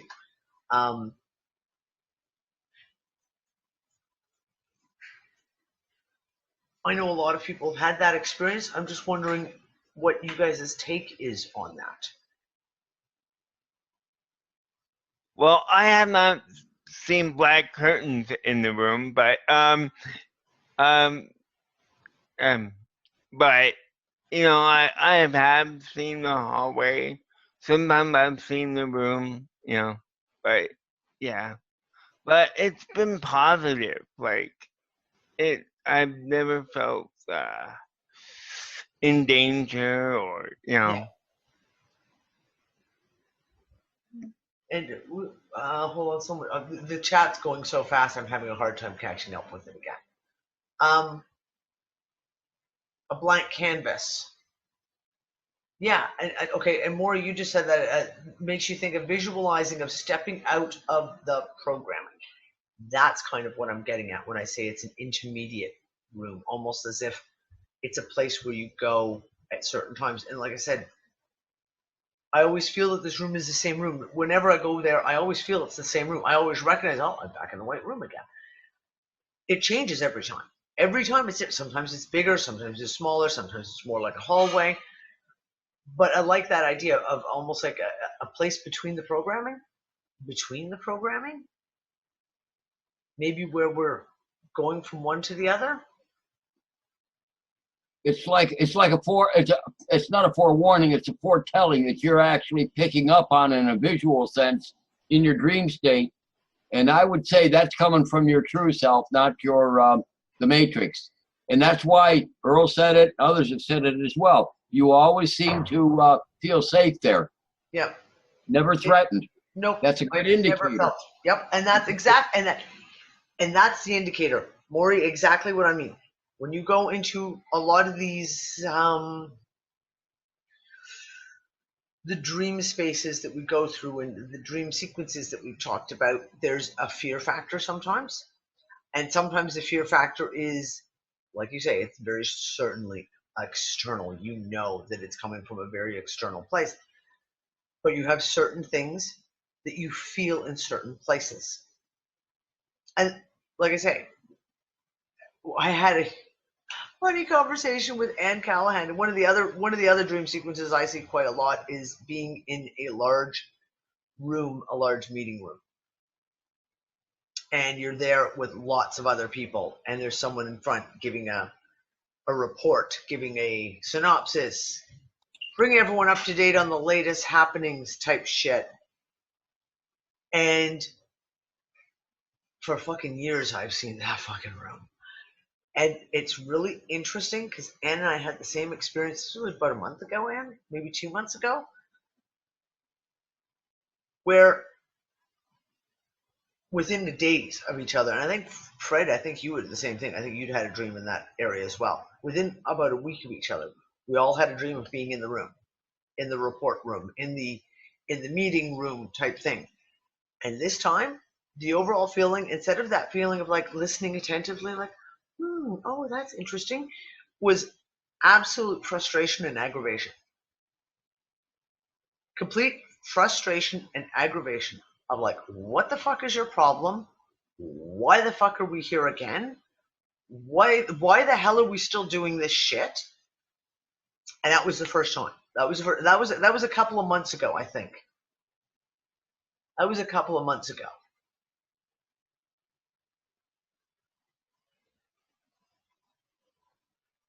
Yeah. Here goes the chat again. Yeah, Chris. Yep, with all different kinds of races. Like, it's not just humans. Like, there's all kinds of different races, and sometimes it's different. Sometimes the room is smaller. Like the meetings are smaller. Sometimes they take place around almost like a boardroom table. I've been to a bunch of those too. But the whole thing of like someone standing up there at the podium, so to speak, and everyone's sitting here, and like sometimes it's hundreds of people sitting down, listening. And we were pissed. Yeah, and we were fucking pissed. And it's the same thing. So when you have two people or a group of people all experiencing the same dream at the same time, can you say that it's just a dream? Obviously it's not. It can't possibly be just a dream when you and two other friends all have the same dream within days of each other. Danny, that what you were saying? This makes me think of that Star Trek Voyager episode I just saw. The one, waking, one with, let's see, waking moments or whatever it was called. The one where everyone on Voyager, when they're asleep, but they're in someone else's, the alien's reality. Someone else is in control of their dream. Yep. Yeah, until they realize that we can control this dream. Once we realize it's a dream, and then the Janeway and all them, they take their shit back. Voyager has a lot of fun. Yeah, and Next Generation. When you go back and watch some of those shows, holy shit, there's some shit in those shows. It's like, wow, holy crap, we're living that shit now. That reminded me of, I had one dream where I'm in a meeting with people, and we're on some kind of ship or whatever. Everyone's dressed up in a Star Trek kind of uniform. And we were discussing, I almost said we were discussing things, but we were discussing things. And so it was weird, but I felt like everyone was connected to each other, and, Yep. Does it, when people all have these dreams and they all have the same dreams, or dreams that you can listen to 4 different people give you their dream, and you can draw analogies and look at what details might be slightly different. It's obviously the same dream that's just being seen in a different way for each person. Yeah, that's what it was, Sinky. When you said that, the other part I missed, when they were initially talking about on the episode, on the bridge, Janeway and Chakotay were comparing their dreams, and they realized then, Paris comes, I said I couldn't help, mean to eavesdrop it. They all had seen the same alien figure with the ridge And it's, they said, yep, they were all like, yeah, Gene was like, the similarities there, this isn't just a coincidence. Yeah. So they had to look into it, yeah. Uni, I haven't seen that yet. The Cloverfield Paradox. I've seen it on Netflix, but I haven't actually watched it yet.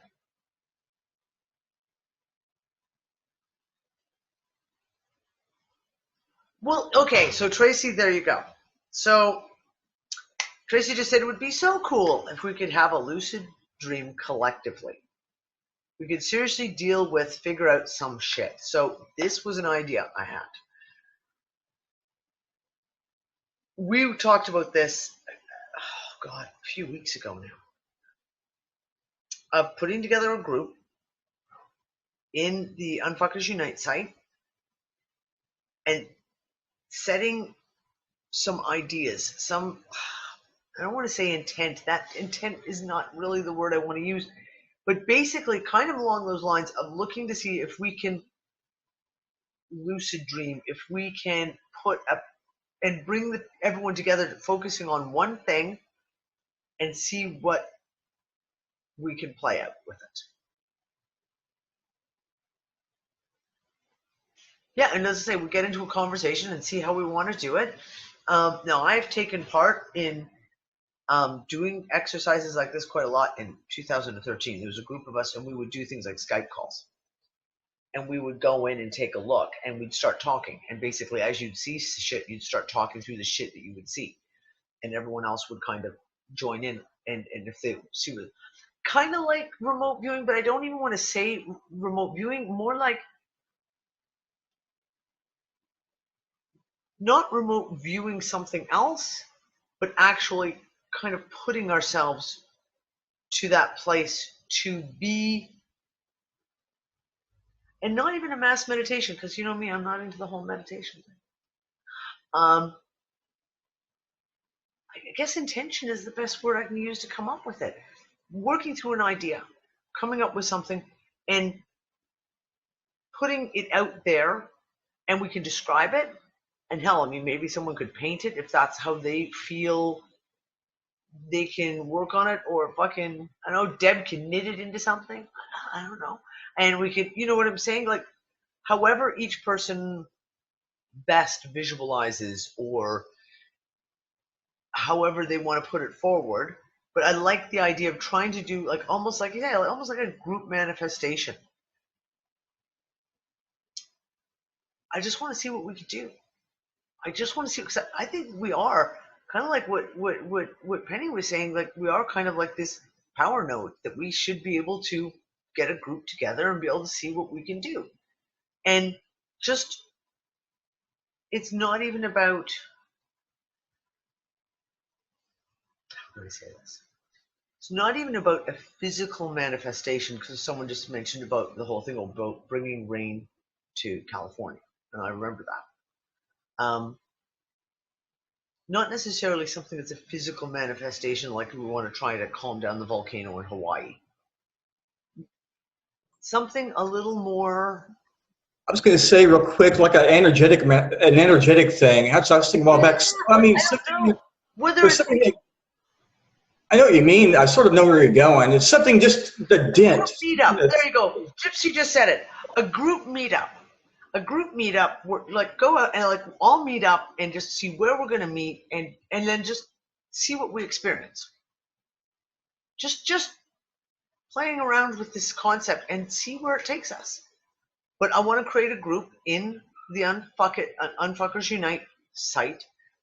That's where it is, and we can keep our notes on stuff that, you know, things like dreams that we've had that have come in right afterwards, or meditation stuff that we've picked up in meditation after we've discussed stuff. And yeah, I have a Skype account that I haven't used. I have about 2 or 3 people who only have Skype. It's my only way of contacting them. My Skype keeps trying to update, and I keep telling it, no, fuck off.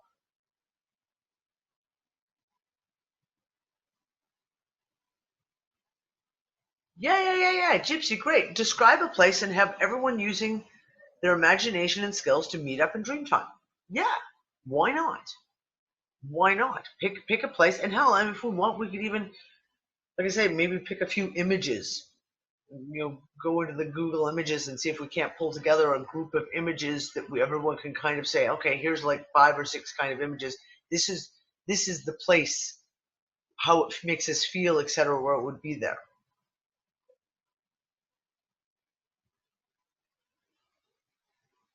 Dad, you make the bear claws. I'll make the banana chocolate coconut muffins. Everything I make has to have chocolate. So it's just cool. Well, speaking of which, I'm hungry. I may have to go have a granola bar. Yeah, so fucking weird shit, folks. Weird shit. And it's just ramping up. Every fucking week, it just ramps up more. And I get what you guys were saying when we're talking about creativity. Nothing inspires you. And that's what I've been talking about. Ann and I've been talking about this for fucking months now. I want to learn something new. And nothing that I'm learning here is kind of all just meh. I don't want to paint a picture. I could paint a picture, but I don't really want to paint a picture. I want to do something new. And nothing quite does it. Nothing quite is what you want to do. There needs to be something more than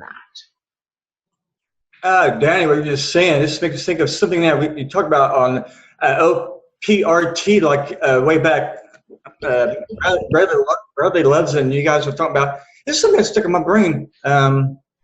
We're lacking. I mean, what brings a human joy? What brings us joy? That was the key thing, and I stuck in my memory. I was like, whatever gives us joy, whatever that is. I haven't got that. I haven't zeroed on that one yet. I haven't hit that railroad spike yet on that one. Dead on. Like the create. Yeah, I was like, joy. What gives you that? Yep. Oh, listen. I mean, I've had days literally where I've just been. I don't know if it was Monday. I think it was today's Wednesday. It must have been Monday. I had such a bad day. Like, just woke up. Like I said, this was after that night of no sleep, and I woke up. I was agitated. I was depressed and sad for no reason. No reason whatsoever. And I literally at one point, just when Nick got home from work, was like, I just need to go sit on the beach and just sit in a pile of sand and play with the stones. That's what I need to do. And I did. We took the dog down to the little pebble crystal beach, and I just sat there, picked up little pieces of beach glass and looked at stones. And I just needed that, just to be out of, and just sit in a place where I could just be out of everything else in that moment for just a short moment, just there. Yeah, but yeah, Penny, I don't think you're wrong. It's coming from boredom. Yeah, I'm bored. I mean, literally, you can ask Anne and Brianna and Gail how many times I've just ranted at them. I'm bored. I'm so fucking bored. I'm so goddamn fucking bored. Nothing interests me anymore. I need something fucking new. New. Give me something new because I'm so fucking bored.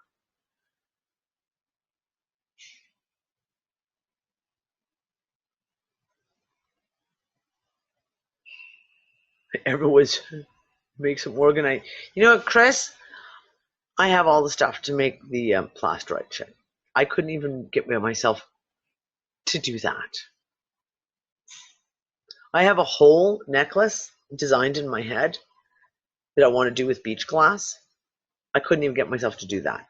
And the shit is sitting in just one room away over there. Everything's all in a box. I just have to pull the box out, put it on the table, dump out my beach glass, and start working. Yeah. Tracy, the boredom is becoming intolerable at times right now. Yeah, it is. And that says to me so much, because I don't know about you guys, but I'm fucking busy. Like, I'm fucking ridiculously, stupidly fucking busy. And yet, how can I be so busy and so bored at the same time? How? How can you be so busy and so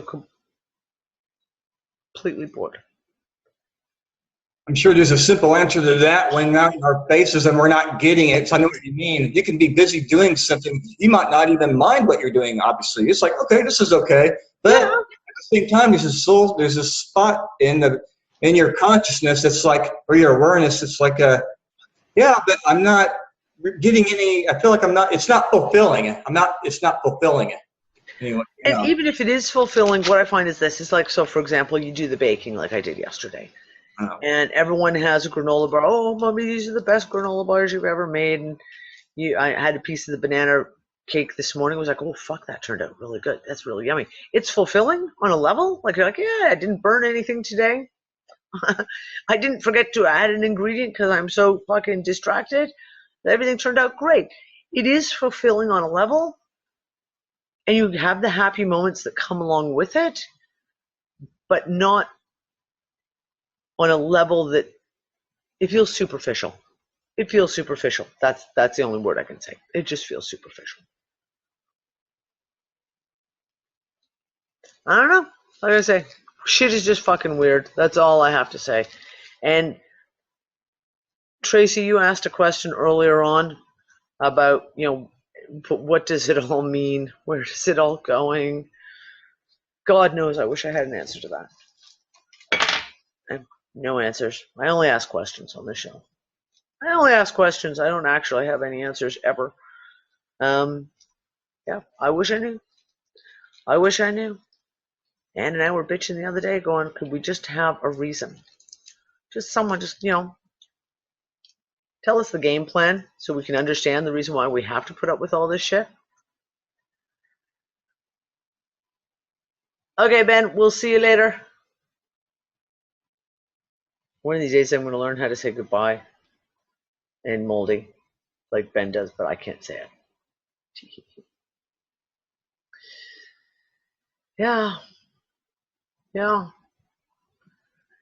Yep. Pam, tired of repeating the same thing over and over. Yep. It just doesn't give you a sense of accomplishment anymore. At least, like I say, on a greater scale. On the greater scale. Yes, you have the small little things. Thank you. You hit the railroad spike on the head for something greater. For something. This paradigm is old. I am bored with everything, pretty much. Everything about this paradigm, this level of reality. I'm just actually bored with it. It's like you said. It's old. Everything is just old, outdated, and even the general populace thinking. You can predict what people are going to say to you. I've been able to do that for a long time. It's like this common social engineering, the way people speak. You can predict what someone's going to say even before they say it when they're talking to you. A lot of the time. Yeah. And Wayne, I get what you're saying about take a break from the woo-woo. It helps to ground oneself and get rid of the boredom, as thinking about it always hurts. Absolutely. But you know what? It's not the woo-woo. It's not the woo-woo. It's the daily life. It's the daily in and out of doing stuff. It's the, like I say, the little things that you used to really, really enjoy. It's the same thing we were watching. This is the end of the TV season, right? Like, so all the season's finales of shows. And the shows that we've watched all year long, like my kids love watching The Flash and they love watching Supergirl. I couldn't be bothered to fucking watch them. And it's the season finale. You'd think that if there was one point in the season that I want to actually watch, couldn't be bothered. Got up, walked, left the room. Every single one of them. We just walked and left the room and was like off on doing other stuff. The new supervillain in Supergirl, she didn't really interest me. Even though she was the evil baddie, it was like, this doesn't work for me. Just meh. Hey, Danny. Yes, Penny. Well, how much of this is just distractions? I mean, I now look around at everything and see it as it's not important, period. There is not a damn thing that is important except for my kids and family, my dogs, cat. That's it.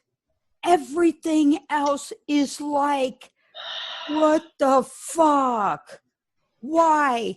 I mean, even thinking about Okay, let's say we chose to come here, right, to play, because this is just a game. It's simulated reality. We're in a game. Why? It's not even that fun to play. Nat just said it. It's a fucking shit game. Exactly. So everything. I mean, Danny, I mean, I can't express how it's like this. Everything is this exponential distraction.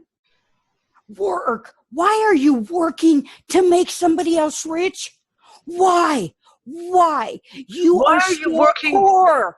Why are we working just to try and live? Just to put food on the table. Why are we working? Trust me. Oh, you have not heard me rant for hours and hours on this one continuously. Why? Yeah, why live 30 years to pay off a goddamn house? Why? Oh my God. Everything is so idiotic and so messed up. And it's this huge, just huge distraction. I could give a shit about what the president is doing or even all the chaos that is being done, because it's like it doesn't affect me. It's a distraction. Okay, bring on a bomb. Good, I'm out of here. You know, I mean, it's like nothing works now. And so now I need to create, but I can't. I don't want crafts. Crafts is not, it's energetically, it's just something inside me energetically needs to create, but I don't know how. I don't know. It's like, I hear you. And it's getting so intense. Every day it gets more intense and I get more irritated because it's like, oh, God damn it. Just get away, everything, just get the fuck away from me. Because even the trees are a distraction, everything is just this distraction. And it's like, it's almost like being dropped somewhere, right? And you really, really, really don't like it anymore. Or you just don't like it, period.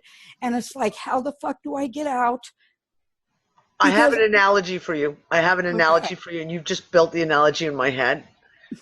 When we got to Gozo, the very first place we rented for the first month we were here was just a little 3-bedroom apartment. And it was set up like someone's house. So they had things like decks of cards and they had a Monopoly game. And my kids found the Monopoly game and they were like, oh God, we haven't played Monopoly in fucking years. Awesome.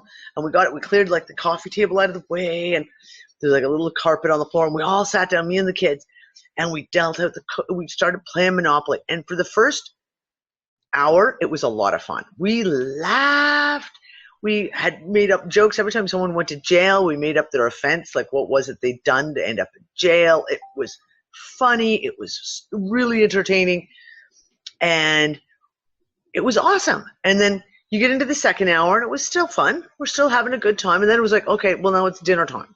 So we carefully picked up the board and put it away, and everyone put their money in their properties to one side, and we went off and we had dinner, and then we were busy that night. So the next morning, first thing in the morning, the kids are like, we need to finish Monopoly. I was like, okay. I'm like, okay. Get out the Monopoly board, and we start playing. And yeah, we still had some laughs. But by the second hour, because you're still playing the same fucking game, because no one's won yet, you're to the point of like, oh my God, someone kill me.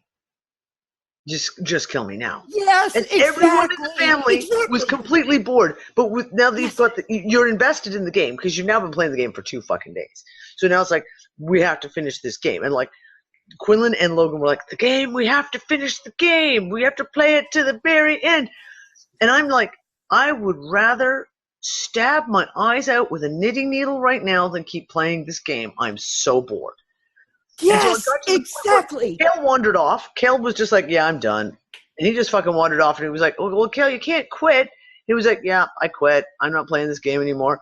And he like took his properties and put them back in the middle and put his money back into the bank. And he just went off and went doing kale stuff. So then, no, there was new properties on the board. So it made it a bit interesting again for about a half an hour as you were trying to reach to, so you could get his properties, because now you got more properties to buy. And then within the half an hour, you're like, I'm so fucking bored. We never finished the game. Because basically everyone finally, by the end of it, everyone got up and wandered off. And was like, that's it. About 2 weeks later, Logan comes out and goes, it was a rainy day. He goes, hey, it's a rainy day. Anyone want to play Monopoly? And everyone was like, no. Christmas comes around, and Logan asks for the kids play, everyone in the family here except for me, plays a video game called Skyrim. And someone had made a Skyrim Monopoly. So as like a gift for all the kids, a friend of ours bought them Skyrim Monopoly. And the same thing, Christmas, like the day after Christmas, they pull it out on the kitchen table. And they're so excited because it's like all the places, it's not Boardwalk and Park Place and shit like that. It's all places from the game. Oh, I want this and I want that. Oh, yeah. And it was really exciting for about one day. And then it got to the exact same point where everyone was so fucking bored. I don't think they ever finished the game. I don't think they've pulled that Monopoly game out maybe 3 times. It never finishes the game because they're so bored. They're just like, no, can't do it. And that's how I feel right now. This game is Monopoly. No, Danny, I have a different spin on it. Although I understand fully what you're talking about, it's for sure I know what you're talking about. Some of us are here not because of our localized this year, how many years we've been around this time around. We're here to see the end of this game. And we came in, well, we're here because we not all of us, but I'm saying some of us are. We're here to see this son of a bitch end. And in the process, what are we doing in the meantime? Not only realizing that, but at the same time, doing whatever we can to be who we are down here in form. And, again, to our highest expression possible. That's kind of high tone and everything, but I did want to throw that out there. That is a positive reason why we're here, not just... Maury, I get it. I fucking get it. I totally get it, and God knows I have said this multiple times myself. I know that there's a reason why I'm here, and I know there's a reason why I'm actually literally here in this country. Why do I keep getting pulled back to this country? I don't know what the reason is, but I know that I'm supposed to be here. Right? I know that there's shit that I'm supposed to do. But like I said, how many calls, how many chats we've had? Anne, Brianna, Gail, and I, especially, where it's been like, okay, if we're supposed to be here, then just fucking tell us why. If we have a job to do, then just tell us what job we're supposed to fucking do. And that's how everyone feels right now. And it's quite literally across the board. Every single person I've spoken to is in that exact same place. If I'm supposed to do something, then tell me what I'm supposed to fucking do. And if I'm supposed to be here for a reason, give me the goddamn fucking reason. And that's it. And that is, like I said, that last meeting that I attended that I so clearly saw, that was the level of the meeting. Being in the meeting and everyone being like going, what the fuck this time? Just get on with it.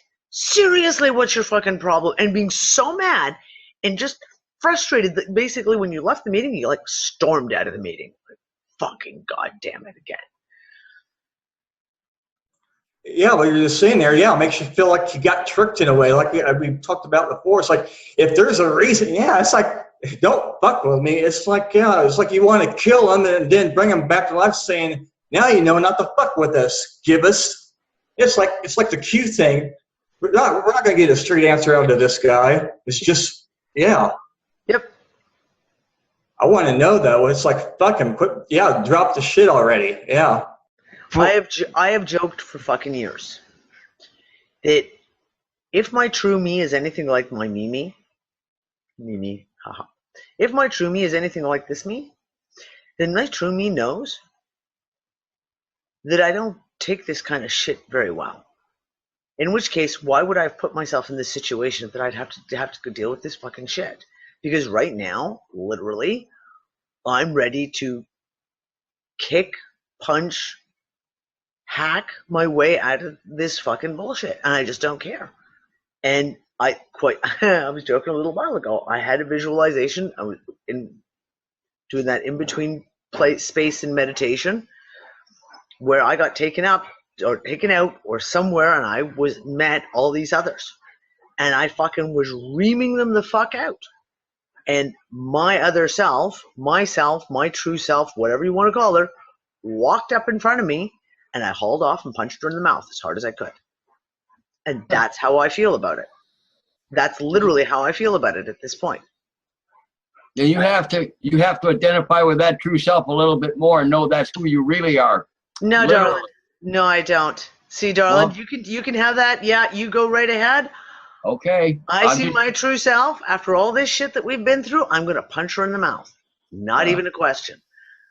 All righty. I'll let you go. Unless there's some big fucking final conclusion answer at the season finale that ties up all the loose ends very nice and neatly and real fast, I'm sorry, that's where I sit right now.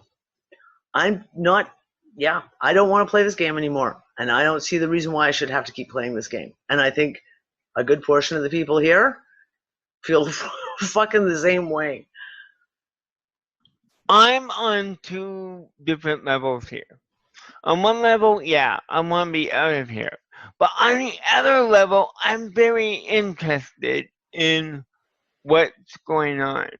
Oh, absolutely. Because like for me, I've never been in a time where it's more interesting. It's like you're watching the best movie that you ever seen with so many plot lines, so many plot twists. It's like, holy crap, wait a minute, when did this freaking change?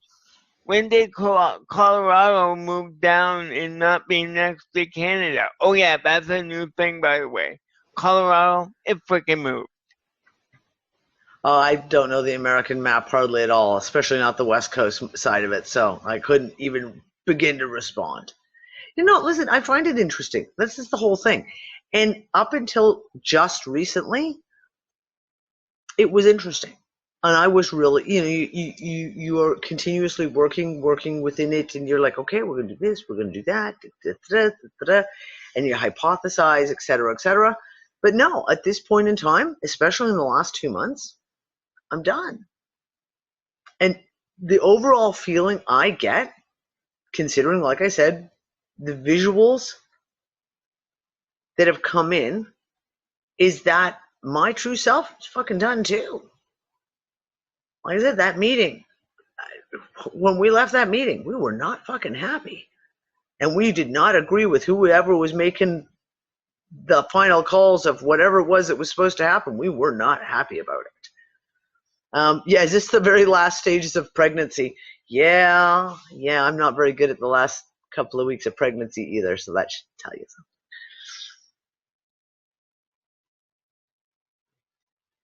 We need a midwife. The baby is breech. I know how to turn a breech baby, and if that's the case, then let me take control, and I'll fucking turn the baby and birth it, and we'll all be fine.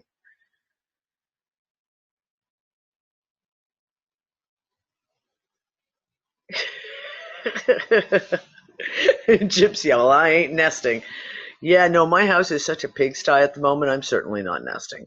It's like one of those things, my kitchen floor is so fucking dirty, and I just swept it all yesterday, but with baking and everything else, I was standing cooking today going, what am I standing on? I don't even want to know what is under my feet right now. So yeah, I'm kind of not nesting either, because nesting would include cleaning shit, and I don't really want to clean anything either. It just made me think of how, I wonder how many of us have actually, even kind of been unmotivated to wash their clothes. I mean, that's bad to get to that point. It's like, yeah, I bathe, but it's like, I don't have that many clothes anyways, but I'm like, forbid I stink in any way, but how your clothes get, they start to smell worn. Then that body smell to me, it's like, yeah, it's like, yeah. hell. No, I do what I have to do. like people are coming over, I go tidy the bathroom. We sweep the floors. My bedroom is a fucking epic disaster right now. I've got like 3 loads of clean laundry that have been sitting on the floor for 3 days, waiting for me to fold them up and put them away.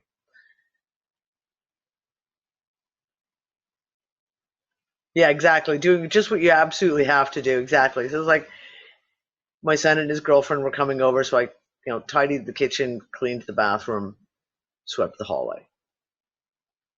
Closed the door to my bedroom so no one can see just how bad it is in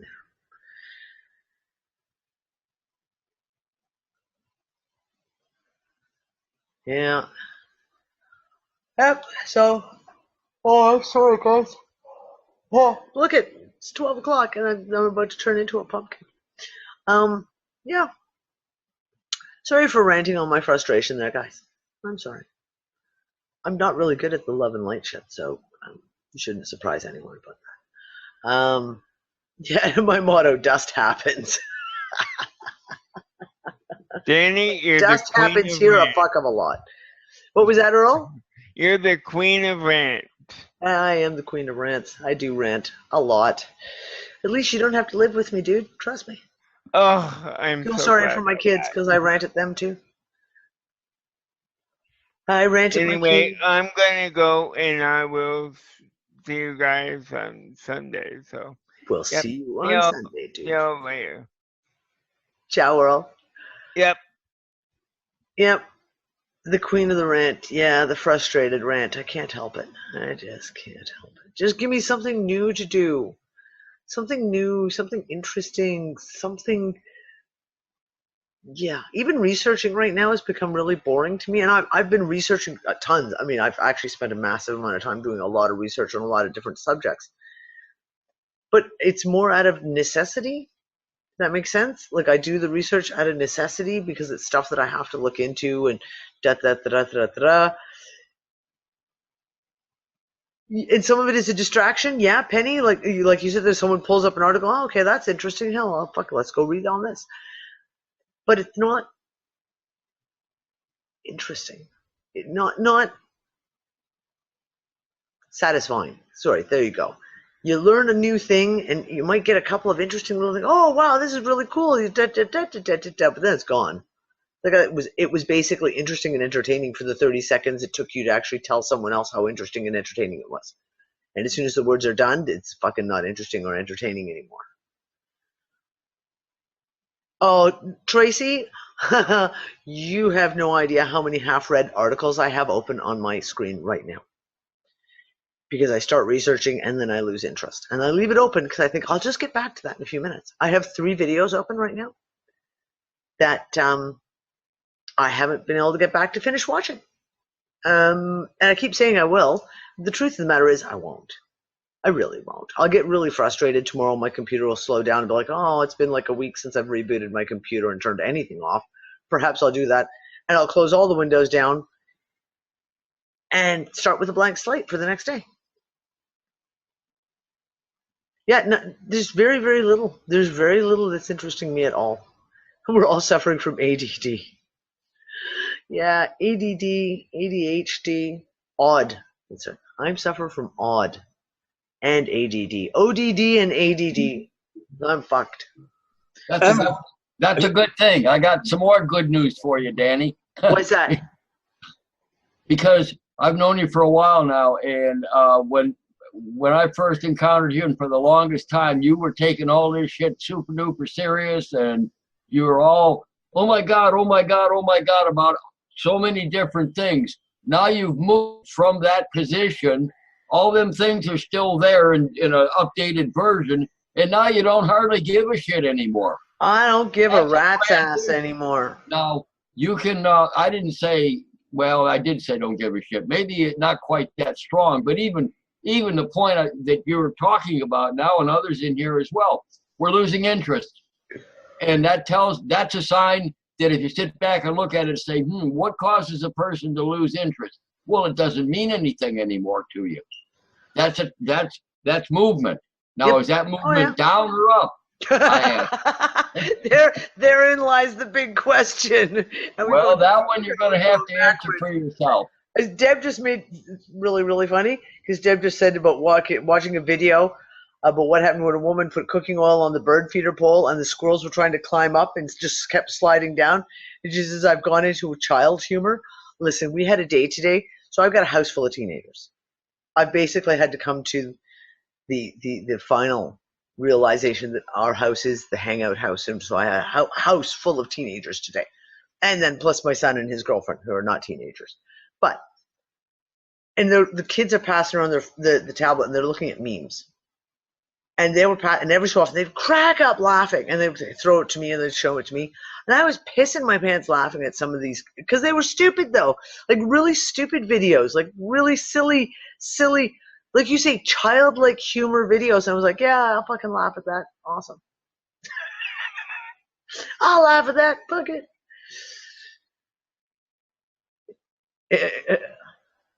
Yeah.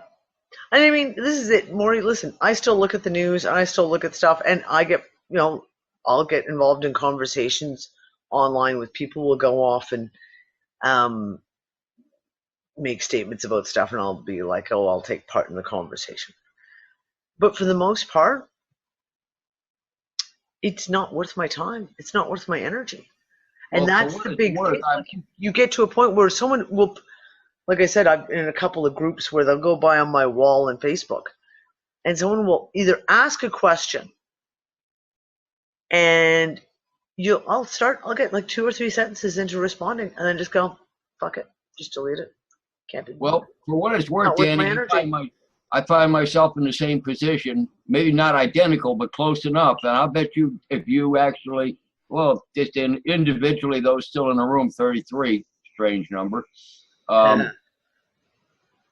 Are basically, I would say most of them, if not all of them, are actually going through a version of that in their own lives too. What we used to take so super seriously and life and death and crucial and all of that stuff, it's kind of like falling away. In a way, we still take notice. I live for the day where I won't even have to take notice. But I do still, because I interact with a lot of people, and so do you. And you want to be current, you want to understand where they're coming from so you can do it. But ultimately, internally, you already know it's not important. Not really. Do you want to know something that's funny? What? And this, you just triggered me to think about this. You talk about people, it's not important. People are not finding things that they normally thought, a year ago, 2 years ago, they would have been like, it's just not important.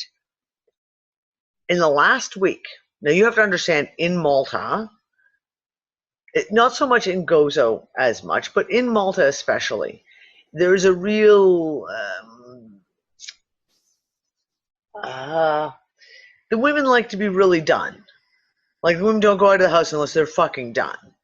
And in Gozo, even if there's a special event, so we had Gozo Alive last weekend. So there's like live music playing all over the island and concerts and venues and stuff.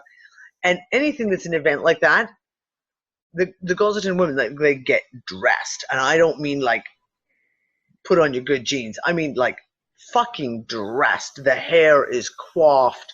The makeup is impeccable. The high heel shoes, the whole bit. I saw at least 6 different women completely dressed to the nines. Oh, and the fake nails are really huge here. And every one of them, their nails were partially grown out and half the nail polish. Like you grow out that fake nail polish as well. And they have a big gap there. And one of my friends, who I've gotten to know, local lady who I've gotten to know quite well, I was like, chick, you need to get your nails done. She was like, I know. I just can't be bothered. And now you're like, and that was it. Like in my own just reality of what I've been seeing, like 5, 6 women with these absolutely horrible grown out nails. And I bet if I'd asked every one of them, they would all say the same thing. They'd be like, oh, yeah. I'll have to get to it next week. I do. But yet, a year ago, these women would have been like, those nails would have been perfect. And you see, interesting, Danny, you still care, but you're starting to care only about the things you love. Yeah. I think that's a fair statement. The things that are important to you that you love, and you're finding yourself more and more drawn to spending your time, your focus, your attention, and your energy on that. You know why that is? You know why that is? I know the answer. I asked the question though. Okay, go ahead. You tell me the answer. Okay, I'll tell you the answer. Because that's what the hell you are, really. Oh, You are- absolutely. I get that, you know, and this is the whole thing. I mean, yeah, like literally I get all the time because I wear the most disgusting scruffy clothes. I put makeup on to do shows. Literally, that's the only time makeup goes on my face. And that's because if I don't, I look so fucking pale on camera. And I got a nice clean tank top on that I put on to go for the show. See, it's clean, a nice little clean shirt. Otherwise, the rest of the time, I'm in this house. I'm in like a dirty, skanky old wife beater and a pair of Nick's cast-off pajama pants and bare feet that haven't been washed in 2 days. Like literally, and I was joking. I don't remember who I was joking with. I was joking with my girlfriend Moosh. I had to go out yesterday, and you look in the mirror and you go, okay, wait, I got to go out. I got to go and do a bunch of stuff, so I better make myself look somewhat neat. I was so fucking lazy or not caring that I took my hair and put it in. I brushed the surface of my hair here and the underneath just enough that I could put it in a ponytail to make it at least look somewhat neat. I couldn't even be bothered to brush all my hair. Literally. See this?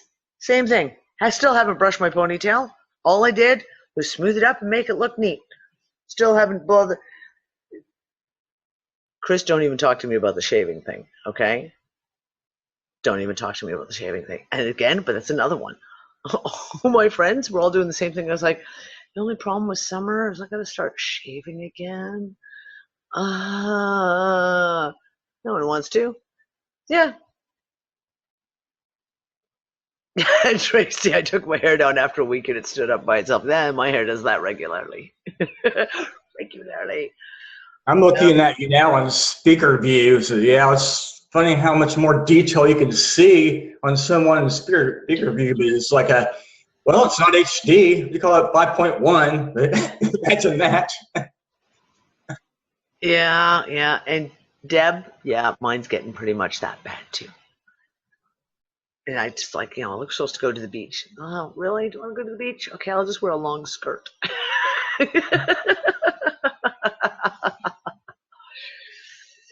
Yeah, me too, Deb. Yeah, exactly. That's the only one I actually, because it's fast and it's quick and I don't have to worry about it.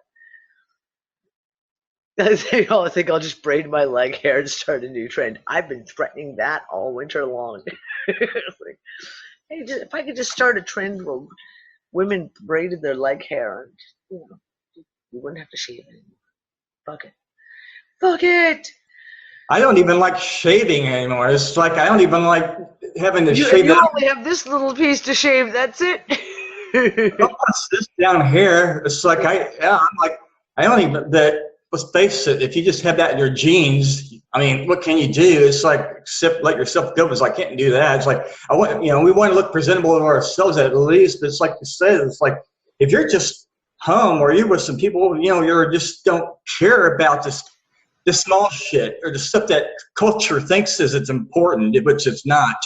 It's like just kind of just be yourself more, even what you're wearing. It's like, just be who the fuck you are. You guys have no idea how many shows I've done this winter with my pajama pants on, because you can only see me from here on. I regularly do shows in pajama pants. Not even funny. My son was teasing me today. I was complaining about one of my earrings because all my earrings are broken.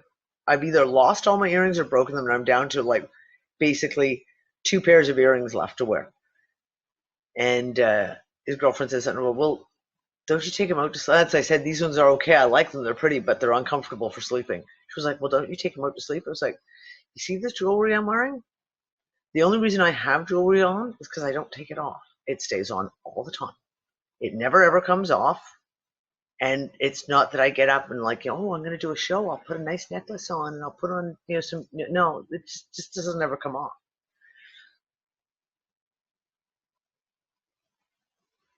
Yeah, Deb, I used to have a lovely collection of sterling silver earrings.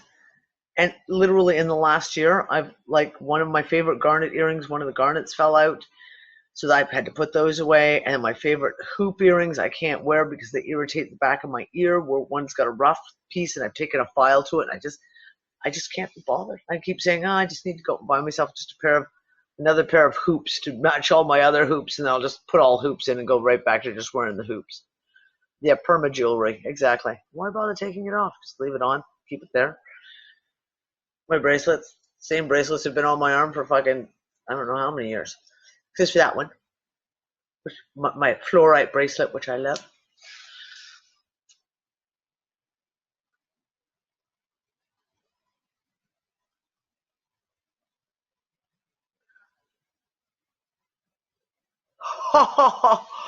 Oh, Nancy, nice. Nancy's just telling, I got a story to add to this one. Nancy says, a friend of mine went to a car dealership in track pants with a kid on her hip, wanted to buy a Honda Pilot and was going to pay cash.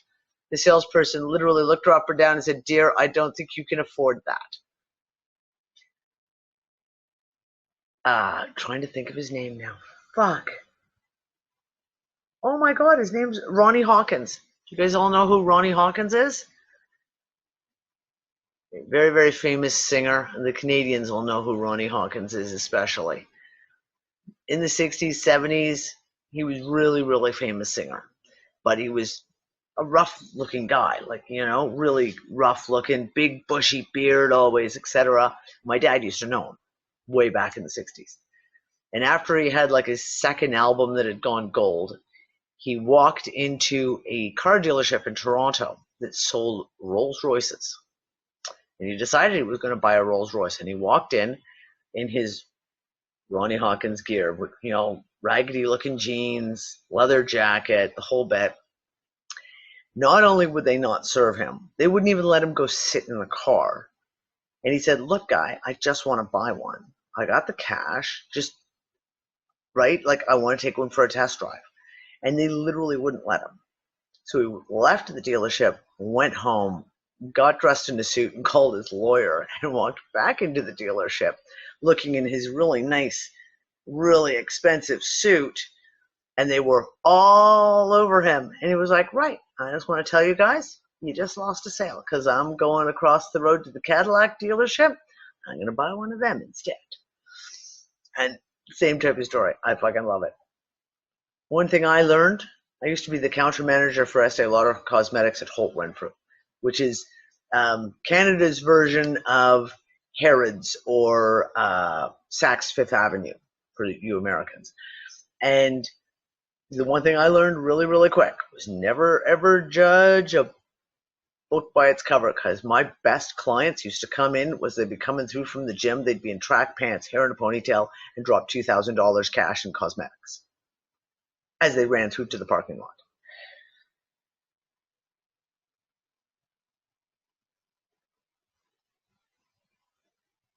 Okay, Chris, and that's a good question, because that's one of the things I've brought up. Right? I've discussed this for a long time now. Is the chemtrails making us like this? And I actually had this conversation with Nick just about 2 days ago. We know our water is full of fluoride and full of lithium, both of which are emotionally numbing, and make you basically a zombie emotionally. We have chemtrails, which also have lithium in those. We have all this other stuff being sprayed on us, etc. That is the big question. Or is this being induced upon us to feel this way? Chemically induced? Hey, Davey. But I don't think so. No, it's not the chemtrails, because this weekend, and I posted this under Chris's post in UU, this weekend, I literally heard almost every frequency there is that could be heard in my head this weekend. It was crazy. That's how it fluctuated so wildly. And I took notice on how I felt every time it switched. Now, usually I go through a day in 2, maybe 3 different frequencies, right? This Friday, Saturday, and Sunday, just, oh my God, the fluctuations Now, Yeah, it was loud for me too, I have to admit. I noticed I felt the most normal when it was the most quiet, you know, when it was barely, I could barely hear it, because most of the time I hear it all the time, and now it just quiets every so often. But some of the louder, more, I want to say intrusive frequencies, I would get very agitated. And it was just like, oh my God, I couldn't stand just sitting. It was just so intense. And then it would lighten up or get even heavier. So something was happening this weekend, and we went through it quite a bit. I don't think it's the chemtrails. Chemtrails are still the same. You know, they still come and go and everything. But it could be the frequencies, yes. See, but here's the thing, like even with the frequencies, because I've looked at that as well. And for me, I have not noticed any significant change of frequencies that has had a mirrored change in my emotional self, my well-being, etc. And I've looked at that many, many times over the years, and that's one of the things I keep coming back to. I always look for the answer that covers the most amount of bases, if you will. Kind of like the grand unified theory, because I cannot believe that there's like 45 different plans that are all going all at once, and they're all fucking different, and they're all triggering different things, and it just coincidentally all is happening right now. I always look to the unified theory. What is one thing that could be happening that answers all of our questions? Whether it's our emotional state, whether it is like the frequencies that we hear, whether it's all these other things that we experience. And the thing with the frequencies and the things with the chemtrails as well, neither one of those fully answers or covers all the bases. It could play a part too, i.e. like you know what I'm saying? Like add to it, yeah, like you said, it could add to it, absolutely. I mean, if you think about it, even noises, if you dream talking noises, how many times have you had an annoying noise? Like you go into a building and there's one of those fucking fluorescent lights that's going because it's just about to go out. Makes me absolutely crazy sometimes. But I don't believe that those are a one-size-fits-all. I don't believe that, getting back to what Chris said about the whole thing about the apathy, I don't think so, because we have too many other things going on that are just, those don't fit into the puzzle piece. Does that make sense? Yeah, Jane, go ahead.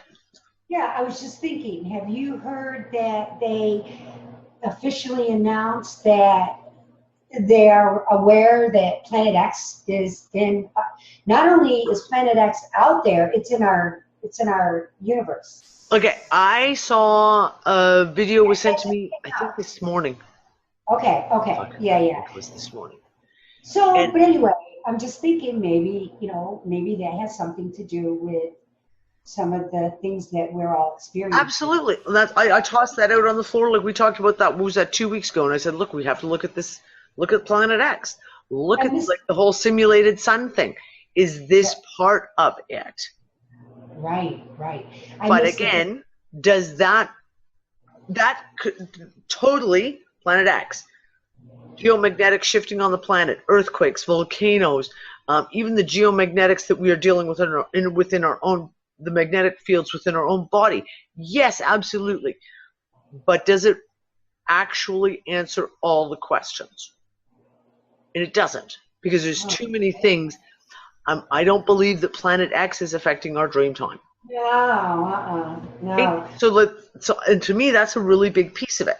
Yeah. When we all have those similar dreams, like we've been talking about, when you have all people having repeated dreams, Right. That's not Planet X. That's not chemtrails, and it's not frequency. Right. And it's like we talked about last week when we were talking about the simulator. And, you know, my first thought on all of that, patents or no patents, how the hell long do they think they can keep this up? You know what I mean? And so, That's my question. Right. And so, you know, it's like, to me, it's like the powers that be or the powers that were or whatever that, how you want to call them. You know, it's like they're still fighting. It seems like, why? You know what I mean? Why keep the game going, building new construction and making new laws and building keeping the prison systems alive and well, and you know, and on and on and on it goes. When there's potential, really, I don't get it. You know, or even if they were doing the depop and this kind of stuff, you know, why keep all this going? Well, okay, fuck, I was just going to say let's end this off for tonight, except you brought up the depopulation thing, and I have to, because again, I was ranting about this earlier this week. Nick and I had a huge rant on this. It was like, we know that we're the energy. Right. We know, fundamentally, whether you want to talk it money or even energetically woo-woo, we know that we are the value, we are the energy. So why the fuck would they want to kill us all off? Think about that for a second. Yeah. Right? It doesn't make logical sense. If we're the slave race, same thing. If you're the slave race, why would they want to kill off all their slaves? Well, again, if we're talking resets, you know, they cover history. You know what I mean? The giants and the this and the that and Atlantis and but so, right. Just looking at it from the simple perspective of like how that is laid out. I'm sorry, because I'm getting to a point now with the whole alternative media thing of this whole Georgia Guidestones depopulation shit. I think it's a major distraction. Because when I go in and I really start tearing it down, it doesn't make sense. Even for the controllers, bankers, etc., the bankers who purportedly are the ones who are purportedly, you know, your Rockefellers, Rothschilds, Illuminati, whatever you want to call these guys, who are purportedly perpetuating this or planning this. It doesn't make sense. I know. And again, we have to remember the world's a stage. Exactly. But that's what I'm getting to.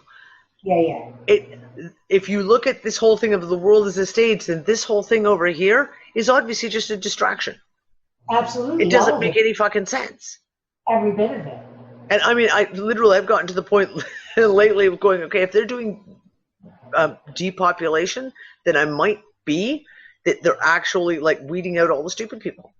Because let's face it, the people who are going to get killed for the genetically modified fucking foods and the vaccines and the fluoride and everything else because they eat McDonald's 10 times a week. Guess what? The smart people are the ones who are all staying away from that shit. So is that what they're doing? Are they trying to cull the herd to get rid of all the stupidity? Possibly. Who knows? It's crazy. And they don't make any fucking sense. That's all I have to say about that. They don't make any fucking sense. Oh, Annette, I'm not even going to get into the shit with the numbers. Ben was here. Ben wanted to talk about the numbers, but we got off on all this other stuff. We'll have to get into the number stuff another time because that's a fucking massive, big fucking mess to actually open up at the moment. And I'm tired because it's like 12:30 at night. So, we're going to close off for tonight, guys. We're going to close it off for tonight. I'm going to say I think there will be a show on Sunday. I have a fucking insane weekend, though. Like, crazy fucking insane weekend. So, I'm going to leave it as I think there will be a show on Sunday. I'm planning on it, but you can't really hold me to it because the way this weekend is turning out, it could be fucking crazy. I want to thank everyone. It was an awesome discussion. It was phenomenal. I really, really love when we have a good discussion and everyone digs in and gives their experiences and stuff. Oh, I have a question. Because the chat has been so active, would you guys mind if I post the entire chat to go with the show tonight? Because the stuff that you guys were putting in the chat was fucking awesome.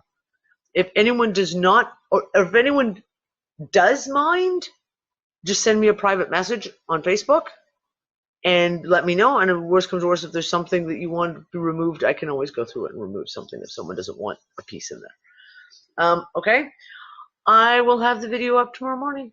Well, tomorrow afternoon. Yeah, it'll be tomorrow afternoon. Okay, I was going to say real quick if I could, but you were saying too about what you and Jane were talking about, that thing about, are they actually, what you were saying, I mean, let's face it, there are a lot of people who out there who have no sense, and maybe they are trying to, do that. What, like, because the people who are really, the zombified people are the ones who are going to gravitate even more toward the stupidest stuff. Yeah. And maybe like that's, I'm not going to say you're wrong. Trust me, thought keeps coming into my head a lot. Okay, here we go. If anyone, look for you in Dreamscape. Okay, I'll throw this out there. If anyone wants to play, I say that we go to the meeting room. And if you feel like joining in, let's go find that big meeting room, that big auditorium where we all sit down apparently. And I don't know, should we all wear t-shirts that say fuck this shit?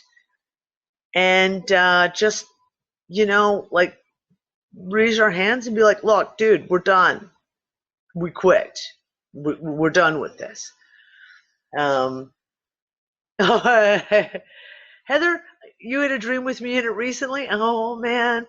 I get scared when people say that because apparently I do some crazy shit in dream time.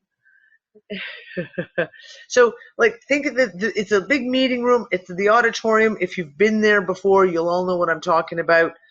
There's someone up on the podium giving out the instructions and telling us how their plans are all going and what and yeah, big UnFuckers t-shirt on. Big UnFuckers right here and be like, yeah, I do not consent.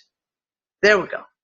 Or whatever you want, and just let's put our hands up and let's just say, guys, we're fucking done. Seriously. You just reminded me about the shirts, Danny. Whatever happened with those ones you were making? I need to get back into it. I haven't been able to find the time to find a t-shirt company that I can work with that is simple enough. I won't use the big guys because all they want is tax forms. Like all the American ones, they want me, even as a Canadian, to file their IRS tax forms. And I'm like, fuck you. I don't have to. You got no laws that say I can't. I have to. But they don't believe me, and they still want the forms, and so I won't deal with them. So if anyone knows of a really good t-shirt company, trust me.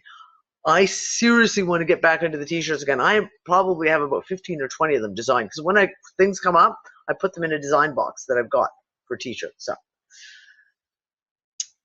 yeah. I'll see you at the meeting tonight, everyone. Oh yeah, I want my big ass stomping boots.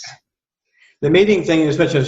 That's in the new UnFuckers Unite. The one, that new one, or yeah. But I'm talking literally in dream time.